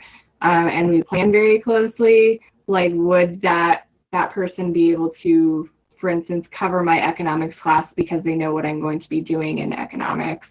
Or would it still need to be asynchronous in that case where they have access to everything that I have, my Schoology as well as my attendance? Could they just teach for me that day? I know it's a question people at Horizon would probably ask. So Bo, Mila, did you get all of what Allison said? She glitched there for a little bit, so. I understood what she was saying, absolutely. All right. And Allison, are you expecting an answer to your question? So I'll Not necessarily right now, it's just something to think about, but if you have any, go for it. Go ahead, Bo. Yeah, I was just going to say, I think that makes sense. And I think we wouldn't say, hey, if you guys were already team teaching and one of you was down, sorry, kids, you get asynchronous half the time. I think we have to come up with something that provides some flexibility for situations where things are co-taught, team taught. Absolutely. Other questions, comments? Dorman, your hand's still up. Did you have more? You guys are wonderful. Dave. I think, it's probably where we're going to be at in a second, but to transition back to the language and that kind of stuff, I think it's a very different conversation when it's truly extra duty, right? Like if I was already teaching that mini lesson, like Dorman was talking about, having my neighbors, kids jump onto that Google Meets hangout or whatever it ends up being, like that's very different than saying, I'm going to be responsible for providing direct instruction. I need to figure out how to do attendance. I am now, responsible for the learning of that lesson. I think that's a very different space. And to me, unless I'm, physically responsible for teaching the other teachers, students, I'm responsible for their attendance. I'm responsible for communicating progress learning. I'm responsible for, I'm responsible for those students. That's when it becomes class coverage. If, a team teacher was already in the room and already teaching the same lesson, having other kids beam in is not, to me, the same kind of thing, because I was potentially already responsible or already doing that lesson. I'm not doing anything extra. And, I think what the biggest piece is going to be is that regardless of how we land on the language, whether or not it needs to be changed or whatever, just super clear to the system that like, this is the expectation when your colleague's out. And principals, that's all you can really expect without it being considered truly class coverage. And if we move into anything else, like I choose to, let them, zoom into my meeting because I'm doing the science lab today or whatever it is, that's a different thing than truly class coverage. So we're going to have to come up with some pretty clear definitions is I guess what I'm trying to say. Okay, anything else on this item? And then I need to know where you want to go from here. Deborah. Yeah, I guess to go back to Colleen's question and Mila's response and thinking about language, if I've taken temp time, for me to go in and be the one responsible for checking on attendance and to see if the students are getting their work done, that's kind of working for free. So that's something that I would be concerned about, that expectation around taking the temp time. It might not sound like a lot of work, but if I'm not feeling well and I'm still expected to work, I don't know, that's language I would want to think about. That's kind of concerning to me. I think I have a half response to that. I think it's it's one thing to check the work eventually, versus and adjusting attendance for students who maybe wasn't there for attendance, but then turned in the work to meet the definition of attendance, versus I'm out Tuesday, to just go along with it. I'm out Tuesday, checking the work on Tuesday if I'm using my temp time. Is that kind of what you're saying, Deb, just to kind of clarify? Right. I mean, obviously, when I return to work, I'm going to check the work just like I would have, and I would check the attendance, but not while I'm on the day I have taken. Does that make sense? So I agree, Deb. In on that day and do the work. Checking when I come back, that's my normal job. I want to go through all the work that my sub has collected or check attendance and all of that. That's my normal caseload when I come back, but not while I'm on that paid day off, for lack of a better term, not while I'm sick. That's right, Deb. Whenever somebody's out on temp leave or an extended leave of absence, we expect and demand no work during that time. So I think it is, as Dave said, it's an adjustment to the attendance. It's the grading of work after the fact, like you always do. Yeah. Marty, you did have your hand up. Did you want to say something? Yeah, I was just going to say what Milo said. Okay. All right. So where are we headed with this, Dave? Sorry, it's just another comment. It does go back to, we need to still, regardless, just because if someone's not taking attendance for that day because they're not checking the work until the following day, I feel like there needs to be somebody doing the actual attendance taking for the day. And so that's, I think, maybe goes back to what we need to do next. Dave? I don't know if Marty just put his, yeah, sorry. Yeah, just I think on that point, it's good to know that we still do have multiple things we consider with attendance. And I think if we communicate clearly and timely to parents and students around the attendance that it's asynchronous, once we do that, we're kind of telling them that we no longer expect them to log on at third period or for this morning meeting. And part of the communication then, and we do have to get the details right, is the attendance, but we can use logging on to Schoology as an indicator for that.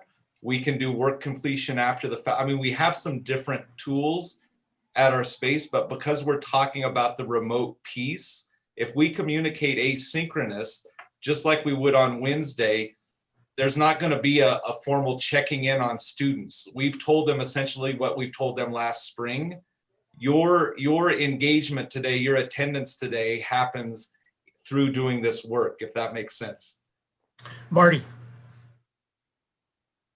I mean, I think there's some concerns about switching back and forth from synchronous attendance to asynchronous attendance in terms of, you know, if I have a student that I left at home, a sixth grader, you know, and some of this is we haven't worked out the systems for what we do if a kid doesn't show up. Like, are we calling? Are we doing these things? And so if that's the case and we're doing that, then I think we will need some other way of taking attendance, whether or not there's, you know, it's a asynchronous learning day or not.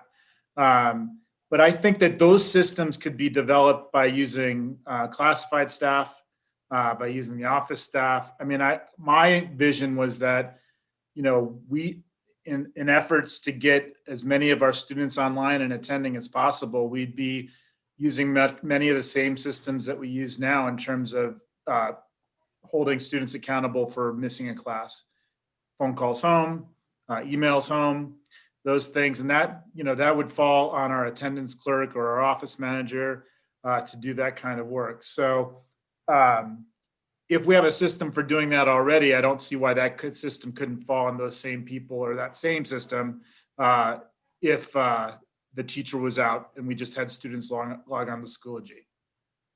But I also know, like, there's a lot of stuff to figure out here, like a lot of systems working together. But to me, that, you know, I don't know that this would be a teacher issue. I think this might be an admin classified issue. Dorman. So for asynchronous attendance, I mean, as Bo was saying, there's a lot of different ways to do that.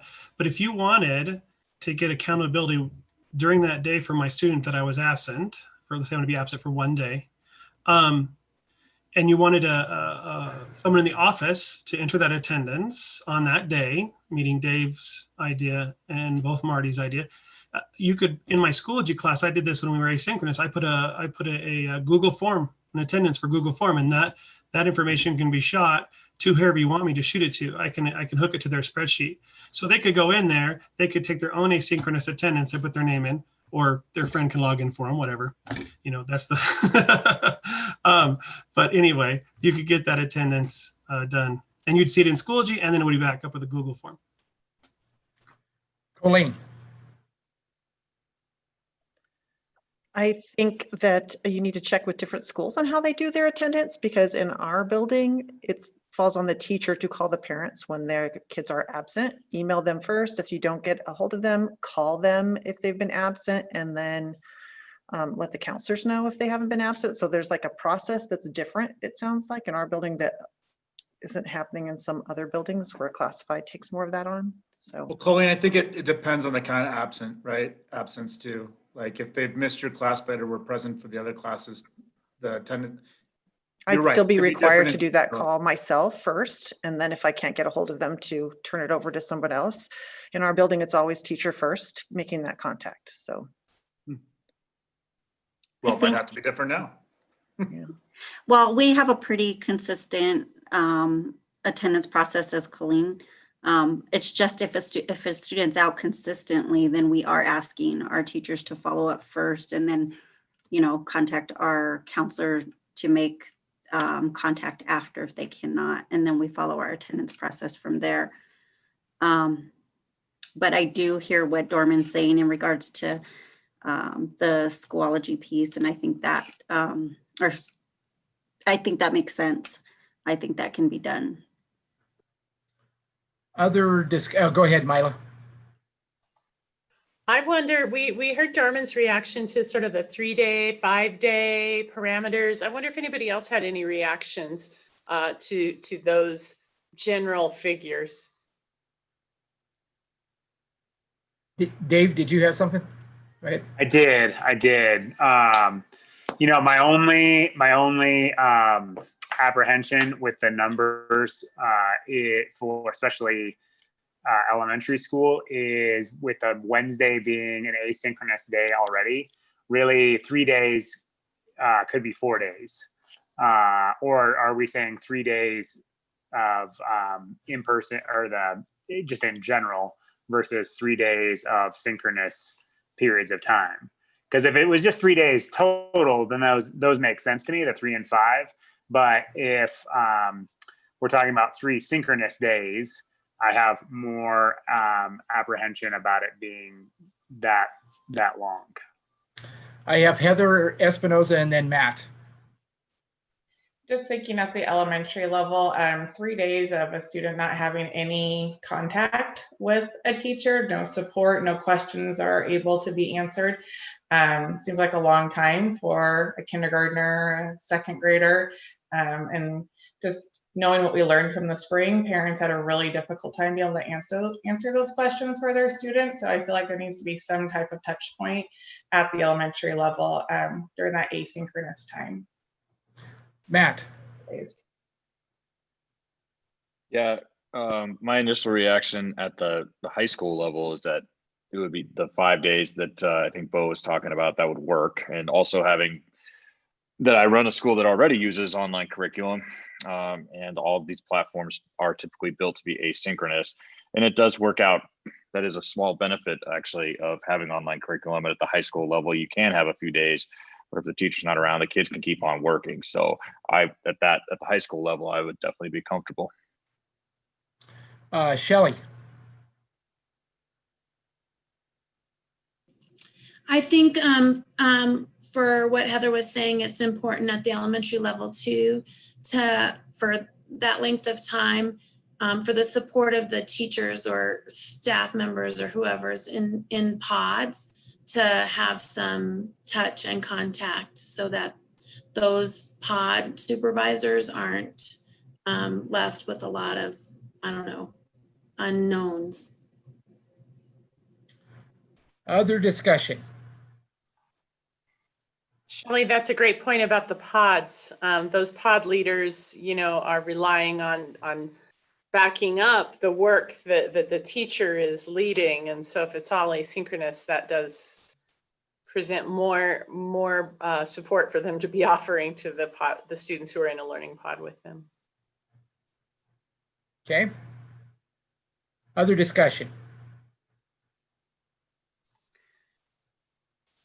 So I think one of my questions was about, we had some amendment to Article 27.8, the class coverage language, and we had agreed to waive class coverage in the spring just due to the circumstances. And it's sounding here like perhaps we don't need an amendment to language, because I think the class coverage concept is going to be just highly situational, probably not used very frequently, maybe in some of those high school courses where you've got an AP Calc teacher at Legacy who's out for an extended period, and maybe the AP Calc teacher at Horizon ends up, taking both class sections and being responsible for the grading and feedback, for an example. That might be an example of true class coverage, but I don't know, Dave, what do you think? Are you seeing any changes to language that seem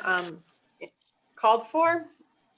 I do, I don't. I do, like I said previously, I do think we need to be able to communicate out clearly what this all looks like to folks so they know what's expected. So, but inside of the period of times we're talking about, whether it's settled on 3 days, 5 days, whatever the number of days is, I don't think that we're going to have class coverage situations for educators. And if it goes into those, whatever the other half of the number of days are, once we cross over that block of time, that's going to have to be worked out on a case-by-case basis. And whether we're paying a sub or we're paying a teacher at class coverage rate, that's going to have to just be worked out. And the vast majority of our absences in regular time periods, I see Colleen has to leave. Bye. Thank you for being here. Have fun at back to school night. See you, Colleen. Thank you. The vast majority of our absences when we're in person are less than the number of days that we're talking about. And so I can't imagine the number of that there's going to be really that many that cross over into the other half of the threshold. So I think that's something that can be worked out as is. So I don't see a need to make any changes or modifications in this space, unless anyone else objects, which I'll give people a second. Mila and I can cover what we're kind of preview a little bit about what we're doing for our next session with coaches and the issue there, and then we can check out. Like I said, if someone objects or has something, we can still continue to talk. Sorry, my brain skipped for a second. So if you have more discussion on the class coverage bit, raise your hand in your participants box. If not, Dave will move on. We'll give him a few minutes. So.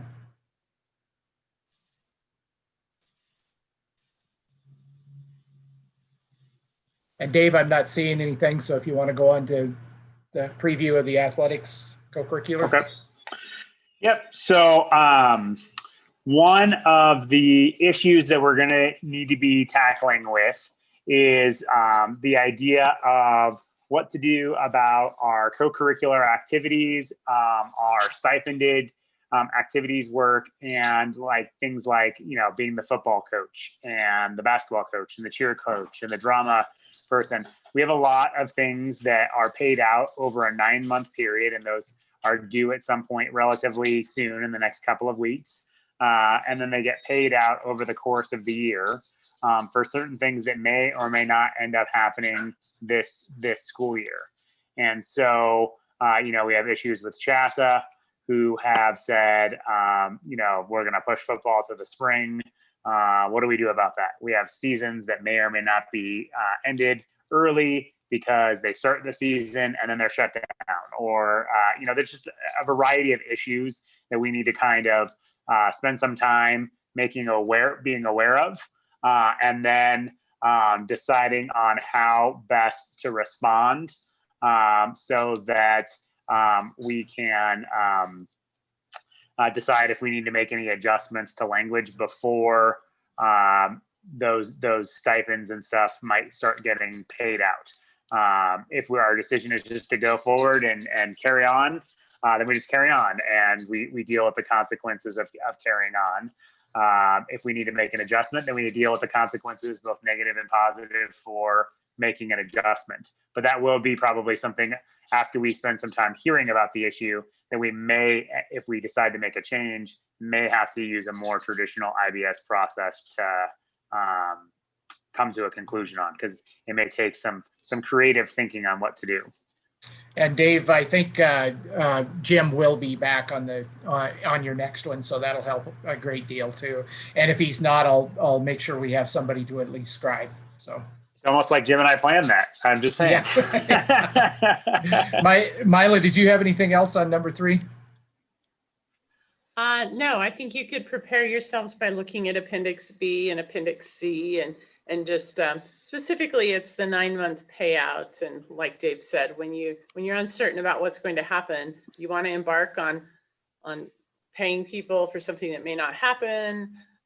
What are the pros and the cons of that? Yeah. Linda, you're muted.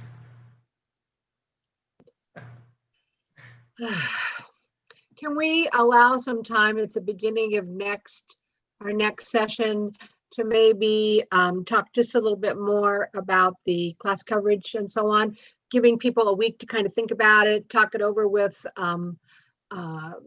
people in their building or other staff. This is just almost overwhelming for me. I can't imagine how you guys are even surviving this, to be honest. But I'm thinking that if we just have that maybe 10 minutes allowed to go back and get any other questions answered. I think absolutely we can set time aside to do that kind of thing. I think in the world of COVID, we've got to retrek ground multiple times, and by the time we come back a week from now, Bo may come to us and say, so I thought this was going to work, but we figured out X, Y, Z. So yeah, absolutely. We can put on the agenda just a pause and check in for a questions or issues that people have just kind of come up with in the intermediate time on that topic or anything else we've talked about. Yeah. Linda, I think that's a good suggestion. Dave, I agree. And if it's okay with the group, I'd like to maybe work with Mila and Dave to maybe in that interim bring a little more refined thinking. I think we raised some things that are worthy of discussion. And rather than just start where we've left off, I would rather get your permission to bring something that maybe is a little more dialed in forward. That sounds good. I think we can definitely work. Yep, I think we can work that out, definitely.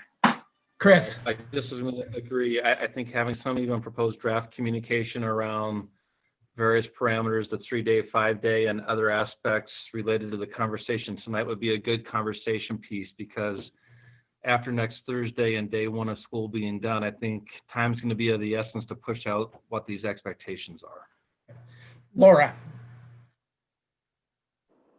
We sort of switched back to the class coverage. I didn't know if we were going to continue talking about what Dave just brought up with the co-curriculars, and I just had a question about that. Go ahead and ask your question. Go ahead, Dave. Oh, I was just going to say, we weren't really going to spend much time talking about that, because we want to do give a bigger picture to the whole the issue, which we don't really have time for tonight. I know we technically are going to 6:30, and you can ask a question, but and so that way, if it's something we can't answer now, we can answer later, obviously. But we weren't really thinking we could get too far down that rabbit hole. But yeah. Laura, go ahead and answer your question. Okay, my question was, I mean, it's a yes or no, maybe, actually, I don't know. But it was just about, for like the co-curriculars, like an astronomy club, if that could happen virtually. I didn't know if we were allowing for those things to happen yet. And that's something that you don't have to answer now if we want to keep it in our minds. I just didn't know if that was something that there was an answer to yet or not.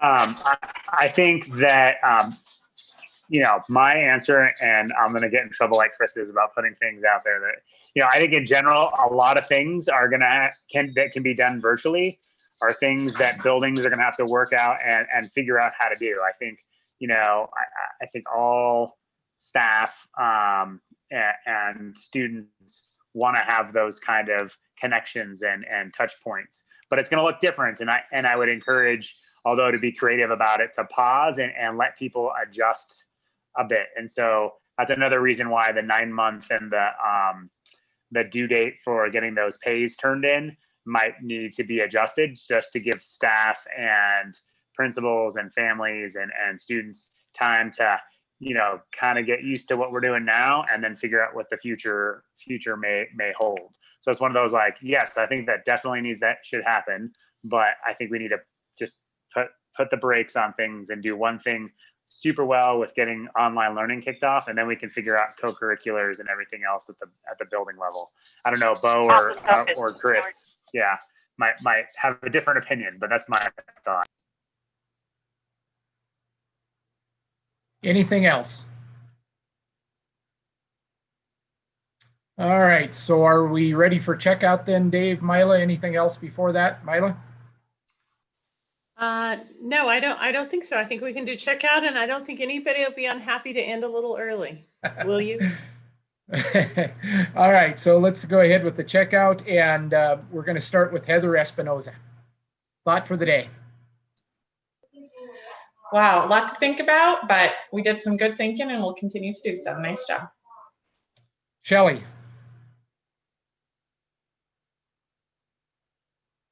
I thought I'd be last. I think that it's good to have lots of different voices. I get stuck sometimes in my little window, elementary, 3rd grade, and I just always appreciate all the other thoughts in the room. Deborah.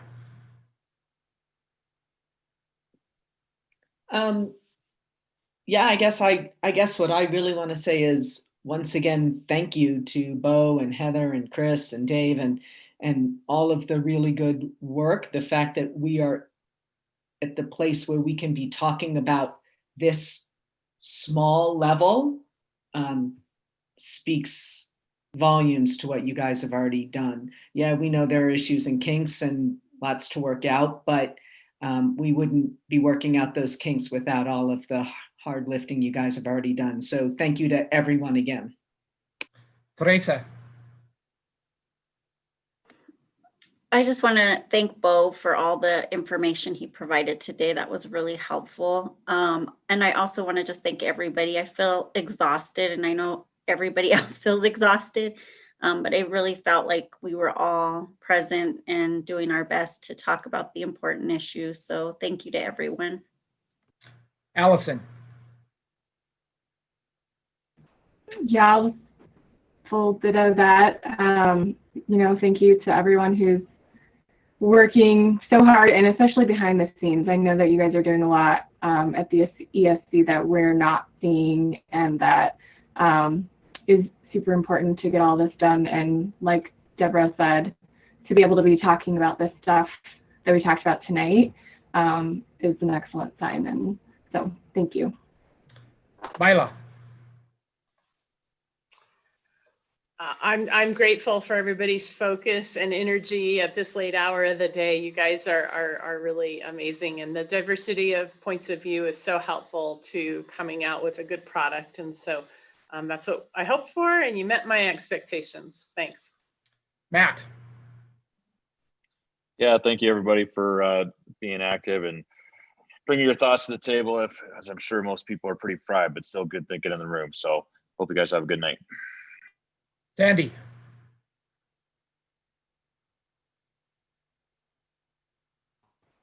I hope you can hear me okay. I had to move. But thank you, Bo, for putting our curriculum on. I know a lot of teachers are very happy with that right now. Thanks, everybody. Linda. All I can say is wow.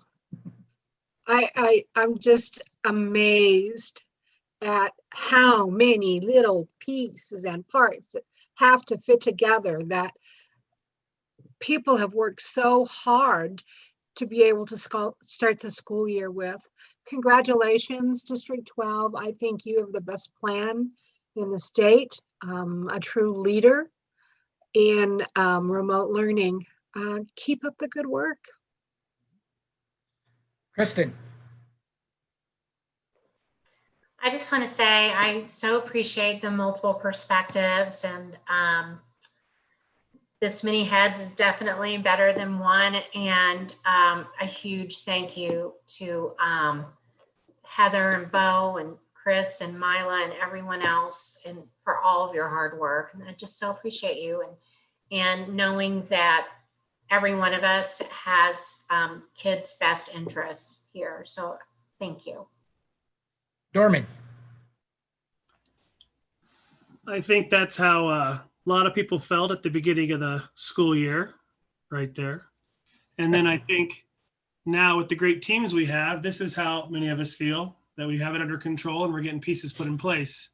So, and that's all due to the different levels of teamwork in this district, from the building level. I know for my fact that my building has excellent teams all the way up to the district team. And it's because of all the hard work, like Linda was saying, that we all can, at least at some point, splash into this space. We're not all there yet. We still have, the sky is still falling in many cases, but or different moments, but we're doing good. And I appreciate each and every one of you. Nancy. First, I would have to say, after having a lot of discussions with teachers in DPS and Cherry Creek and Douglas County, I am so impressed with the work that Adams12 is doing. You guys are amazing. And lastly, I have to say how proud I am that I hired Bo Fobert into the district. Laura Leppy. I echo what a lot of you have said, Shelley and Deb. I forget sometimes that, other people have thoughts. And so it's really good for me to always hear those thoughts. And this process always forces me to listen to what everybody else has to say, which is such a good thing for me. And the ideas and the concepts and the work that's gone into this plan. And like you said, these details, being able to focus on the details. I mean, it's just amazing. It blows my mind. I said it before, like everybody else, like Nancy said, everyone else in other districts that I've spoken to, I tell them our plan. I tell them, Chris laid out this beautiful plan with all these details, and the board was like, yes. And all these people were working behind the scenes to get it done. And they're like, wait, really? That's what you're doing? How is that what my district isn't doing? Like, why aren't we doing that? So I mean, mad props to everybody that worked to get this running and up and functioning. And I love you guys, and I love being part of this team, and I appreciate you guys allowing me to be in this district and be part of this beautiful process that we have created, and the system that we're going forward with. Keep those heads up. Stay strong. You got this. Dave Lockley. Before I say something, I want to remind Kathy is online, but she's had to call in because of some technical issues, and so she probably is still here and may or may not know how to unmute herself on the phone. I don't know, but we can try to call her in a second. I just wanted to say two things on top of what everyone else has said today. Is I know that everything that we're doing is going to be 100% worth it, because I took my daughter to her back to school night, and the joy, the sheer joy of even a 30-second comment about what is the new school year and getting to see a couple of friends. I know that the almost 40,000 kids of our district are going to be are just waiting on pins and needles for us to kick off, and they're going to be waiting, and it's going to be amazing, because they're not going to know a single one of the glitches and troubles and problems that we are all about to face over the next couple of days. And all they know is that they get to learn with their kids, with their classmates and their teachers again.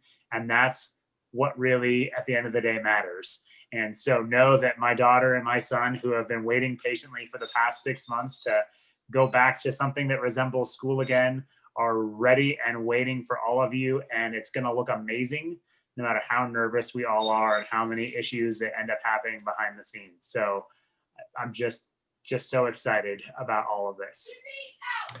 Marty. You know, I think Dorman really put it well earlier when he said, this is just about how everybody's working above their capacity, and it's impressive. You know, it's one of the great things about being in the mix is you see the work and you see the passion and you see those things. And I see it from all levels of people in this district. But I think what you're saying too, Dave, is that, you know, all anybody is seeing is the top of the duck, right? Swimming around, they're not seeing those legs kick. So just thanks for letting me be a part of this. Appreciate y'all. So Kathy, you're next if you can unmute. If not, Can you hear me? Yep, I can. Go ahead. Yay, it was *6, not #6.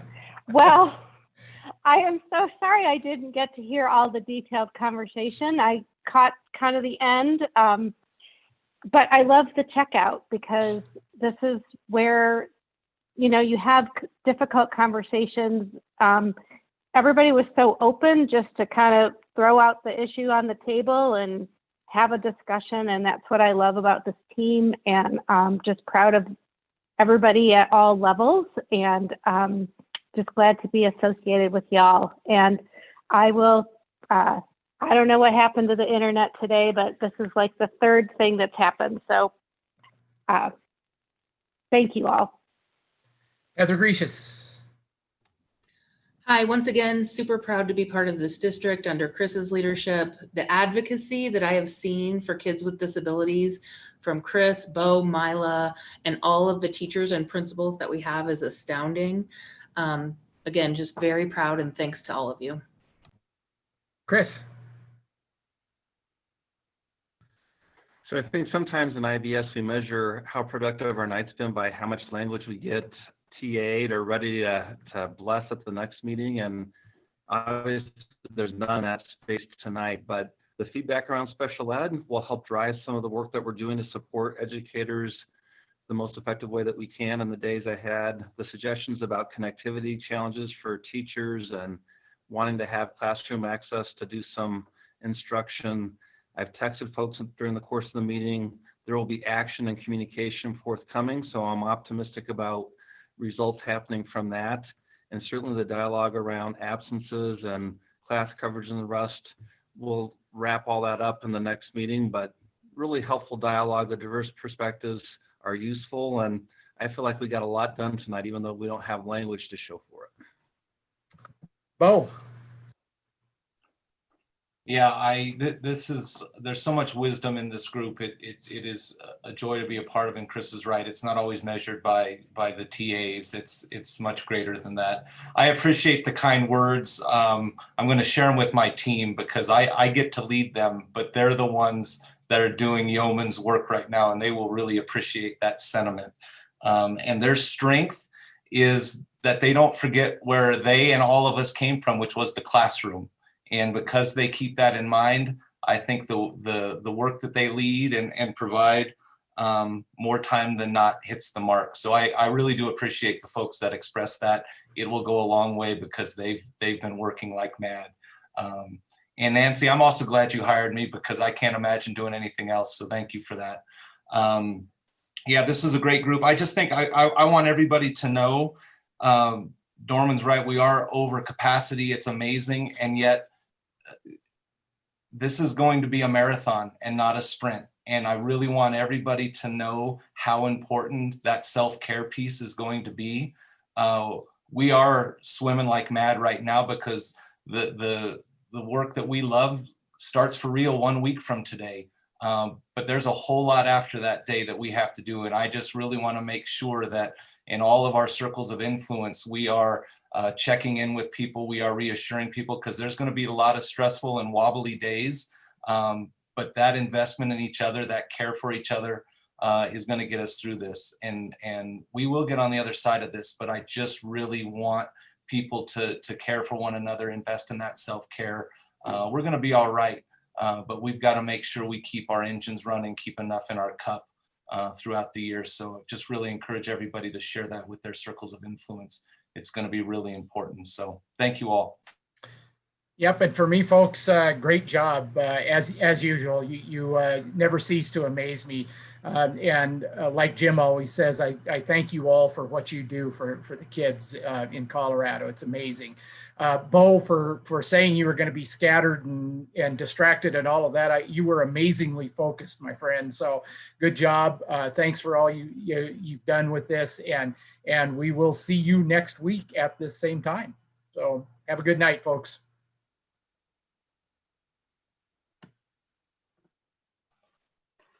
Dave, are you staying on for a sec?